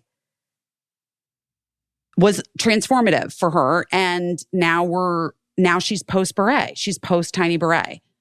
That's so good. That's great. I love that. I love that. And I love that the beret's out there and making the rounds. And we'll see. Maybe it'll be a Christmas special. I mean, she's mine right now. That makes me so happy. Wait, do you have a new tattoo on your arm? Well, I have a new temporary tattoo and it's Jen Tulloch's face. Oh, okay. Oh, you did it with the temporary tattoo printer. No. This was just it was like a thing at her birthday party. Oh, okay. I see. I was like, oh my gosh. Can you imagine if I had tattooed a giant thing of Jen's face on my arm? That would be, and also on this arm, it says Jen fucking Tulloch, which is hilarious. Like but also, why are we not making temporary tattoos all the time? Yeah. There is a company that has been doing temporary tattoos, like bespoke temporary tattoos. And I've used them on TV shows in the past. I think this is so funny and fun. It's so and fun. Like, what a rad thing for a birthday party. So many times I've gotten these people to come in and do like a tattoo, like a joke tattoo on someone or whatever, to like do a bit or whatever. But now there's so much like temporary tattoo technology that I don't think you need like a special artist to come in and do it. You can just like use a temporary tattoo printer or whatever. What was the temporary tattoo printer company that was? I know. Well, it's so weird that I just saw that. Yeah. But I don't know. It's like it's not from here and they don't sell internationally yet. Anyway. We talked about it last week. No, but then at Jen's 40th birthday, her very sweet friend had made all of these temporary tattoos. And he's like, I printed them out at Kinko's. And I was like, okay. She's like, I got the paper and then I just took it to Kinko's. I was like, wow, amazing. Oh, nice. Okay. I love that. I wanna figure out how to do that because you know what I've shown you before. Like I print out water slide decals all the time for my fingernails. So like sometimes I make little decals of like prints or whatever for my fingernails, but I've never done a tattoo for my skin. Wait, what's water slide? What are you talking about? What's that mean? It's like these What's little this means? it's like these little decals that you print on special paper and then you print it in your printer and like you know, for my fingernails, like I size it way down so it's small and then you cut them out and you put them in water and the backing slides off and then you have like a little transparent decal that you can like apply over your nail polish and then cover with your top coat and then you have like Prince nails, or I've done like one time I did one that looked like diamonds. Like I actually printed out diamonds. Oh, that's so cute. Yeah. Like, well, I have transfers for pottery. Yeah, similar. I It's just very used, similar. I actually Yeah. just in my last firing, I did it. Oh, and okay, finally, before, Yes. what are you doing your best at this week? Which obviously mine is wearing a tiny beret. What I'm doing my best at is, okay, you know that a couple weeks ago I told you about how I ripped the door off of the bathroom because it was rotted. Mm-hmm. We thought we fixed that. We thought it was like a leak in the small bathroom. And then, I told you that we'd been saving up money to try to replace the floors, but we're going to do it ourselves. And before we spent all the money, I ordered like one box of the flooring product to make sure that we really liked it. Mm-hmm. And so we liked it. And so we decided like, well, let's go ahead and replace the bathroom floor in that small bathroom where I ripped the door off because it'll just be like a fresh start. And so then we were like, okay, and then we might as well swap out the toilet because like a new toilet's like $100. And then let's get like an inexpensive vanity. So basically we're giving like this little bathroom like a full makeover. It really needs it. It's like hasn't been touched for a really long time. And it was kind of brutal. And it's, bathrooms can be like small and cute or they can be big and brutal, but like a small, brutal, not good bathroom is not good, So we started pulling up the tile on the floor and it turned out that the leak in the shower probably wasn't fixed. And so we were like, oh, shoot, like, what's going to happen here? Like, let's try to get to the bottom of this. We continued to pull up the floor and then we saw that the floor all around the toilet was 100% rotted, like for years. Like we could have lost one of our sons in a tragic toilet collapse accident. I mean, luckily we live in a ranch and so it's not like they were going to fall through many levels of the house or whatever. They just would have hit the ground like a foot later. But, so anyway, just cut to, we have like gutted an entire bathroom. And so now we're just trying to figure out how to put it back together ourselves, like watching a lot of YouTube videos and stuff, because we don't really have the budget just to have someone come in and redo the bathroom. And it's fine. Like I'm not opposed to hard work, but it's literally just been everything that could be wrong is wrong. Like it's the wrong size pipes for the sink and the wrong valves and the valves are welded open and you can't close them. And so it's just like literally have run back and forth to Lowe's on like every day, the whole holiday weekend, just running back and forth to Lowe's, like getting a pipe cutter and then getting like all these plumbing, like we're doing plumbing, and we're doing, but it's going to come out nice. It's going to take us a minute. And but we're just doing our best. Like we just want to. You're doing your best at home improvement. Yeah, we're just trying and it's going to be like a budget job, but I think it's going to be cute and huge shout out to my husband because like he really, I'm going to say half the time he's like swearing under his breath, which is like very typical of like, I think any person doing a home improvement. That shit like really stresses me out when I just that vibe of like that someone's unhappy and they're like cursing under their breath or whatever, like that just really, really is like, it's hard for me to manage. Like, I just want to do something to fix it. So that's not a great feeling for me. but people are allowed to swear under their breath when they're doing something that's fucking annoying. And like, I just have to deal with it. But I will say that like my husband was half the time he was swearing under his breath, but the half the time he was like laughing and cheerful. And like, it was just really sweet. And then he was like, I started weirdly watching Sex in the City because like I never watched it. No. Oh, the original? I've never watched an episode of Sex in the City. Come on. Not a one. That first episode is so fucking bad. I'm sorry if you started with that one. I started with episode 1 and I've just been watching it. And I'll tell you why. My mom, my super religious Disney Channel loving mom, watched Sex in the City. She was like into it, which is so funny. And she would try to tell me about it once in a while and then be like, oh, I know you don't watch it. You never watched it. And like, I like Sarah Jessica Parker. And it's been so fun. I saw my friend Tommy Crudup was in one scene. Billy Crudup's brother, also a very handsome actor, but also like a television producer who I worked with at the Rosie O'Donnell show. I've seen like so many. It's been really fun. But anyway, like a couple times I tried to help my husband and he was like, you just go watch Sex in the City and like tell me what's happening. So I was just like relaying reports to him of like what was going on with the ladies, who they were dating, who they were breaking up with. And so, and I guess in a way that was also me doing my best because sometimes it's just good to hear someone when they're like, this is a small bathroom, get out of here. Like, you're making it worse. Let me do this. Yeah, just let me do this. And like, your job can be doing. Your job can be telling me about the TV show that you're watching. That's really funny, though, actually. But anyway, I'll keep everyone posted on how it's going.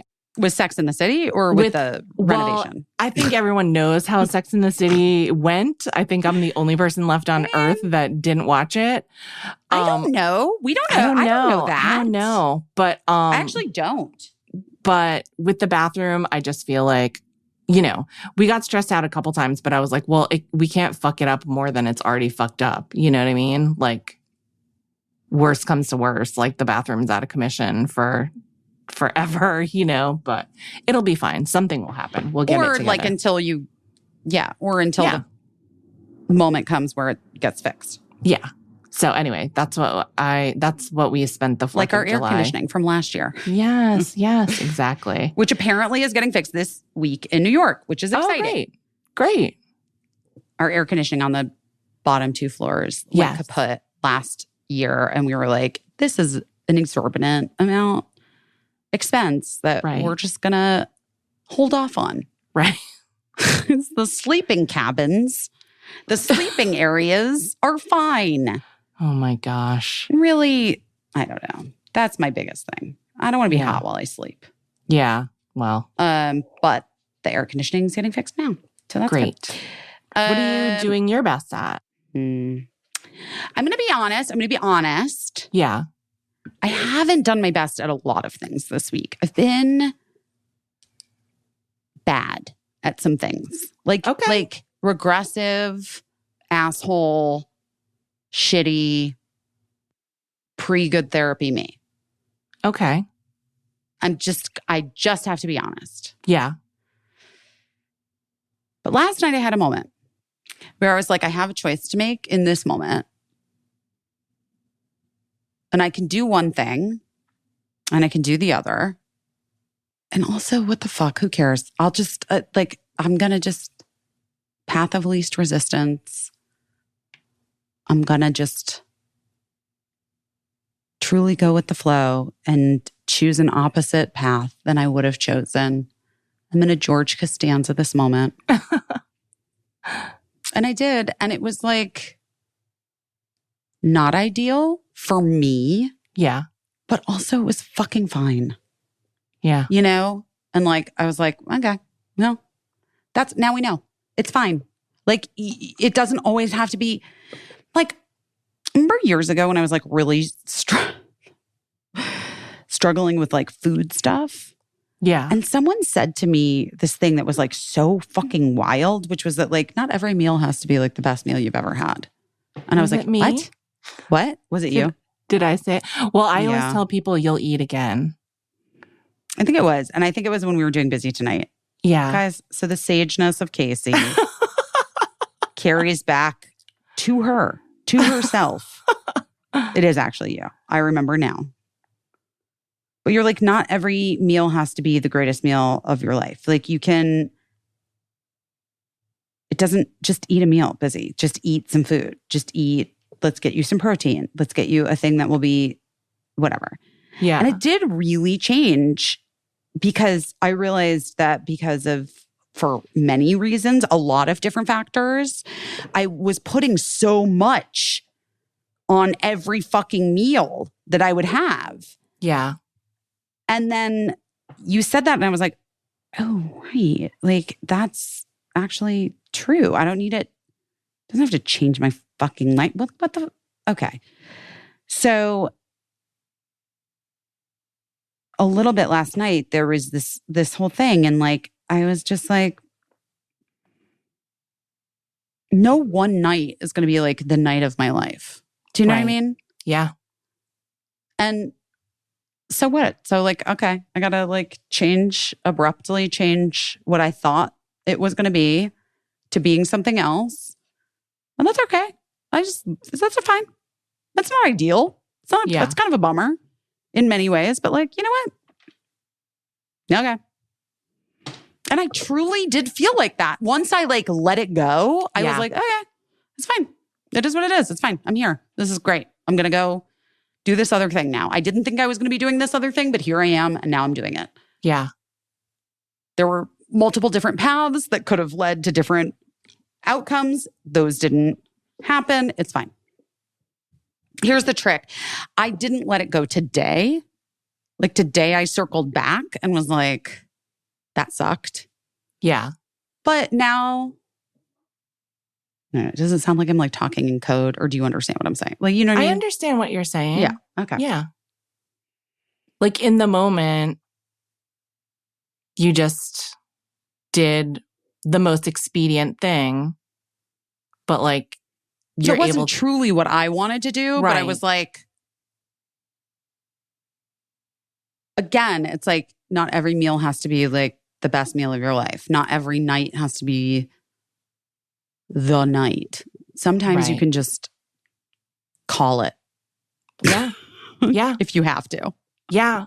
And honestly, like that makes me so proud of you because like I think that feeling that you get when like in your like maybe in your stomach or like I get this feeling in my head when I'm like emotionally struggling against something, like it feels so bad. It feels like poison basically to me. That's what it feels like. It feels like sickening.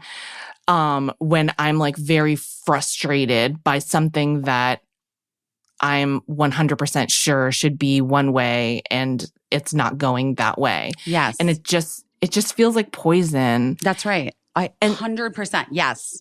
And like you can feel it. You can feel it like rising up in you, you know? And I just feel like sometimes we get so accustomed to feeling that, to having that like in our system, like this poison in our system, that it just gets easier and easier to feel that way.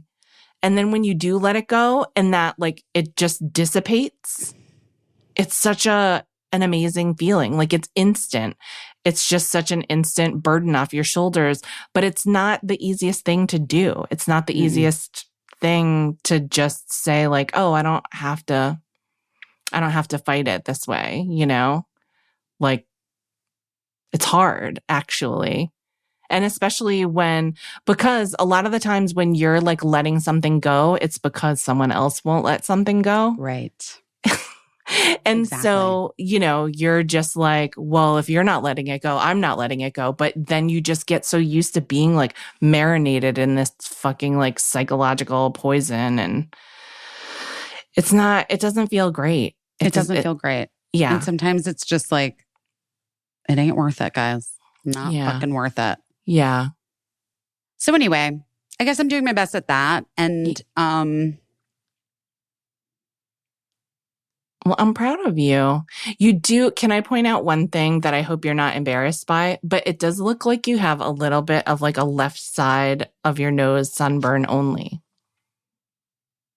No, I think it's just the lighting because I was drinking wine. Okay. But I think my entire nose is pink. Okay. I thought you But got like a I driving. think the lighting is not showing it on the right. Okay. I think if I turn to the shadow. I think if Maybe. I thought you got like a driving sunburn a little bit I just on your didn't. nose. No, and honey, I wear so much sunscreen when I drive every day. I do My too. nose only turns red from activating foods and beverages. Oh man. I know. I hear you. You know I I know. understand that. You know I'm sympathetic to that. Well, you cursed me with it, so yeah, you should be. All right. Well, and on that note, guys, we love you so much, and we'll talk to you next week soon. Be good. Be good. Bye. I don't know what I'm doing, but I'm doing my best.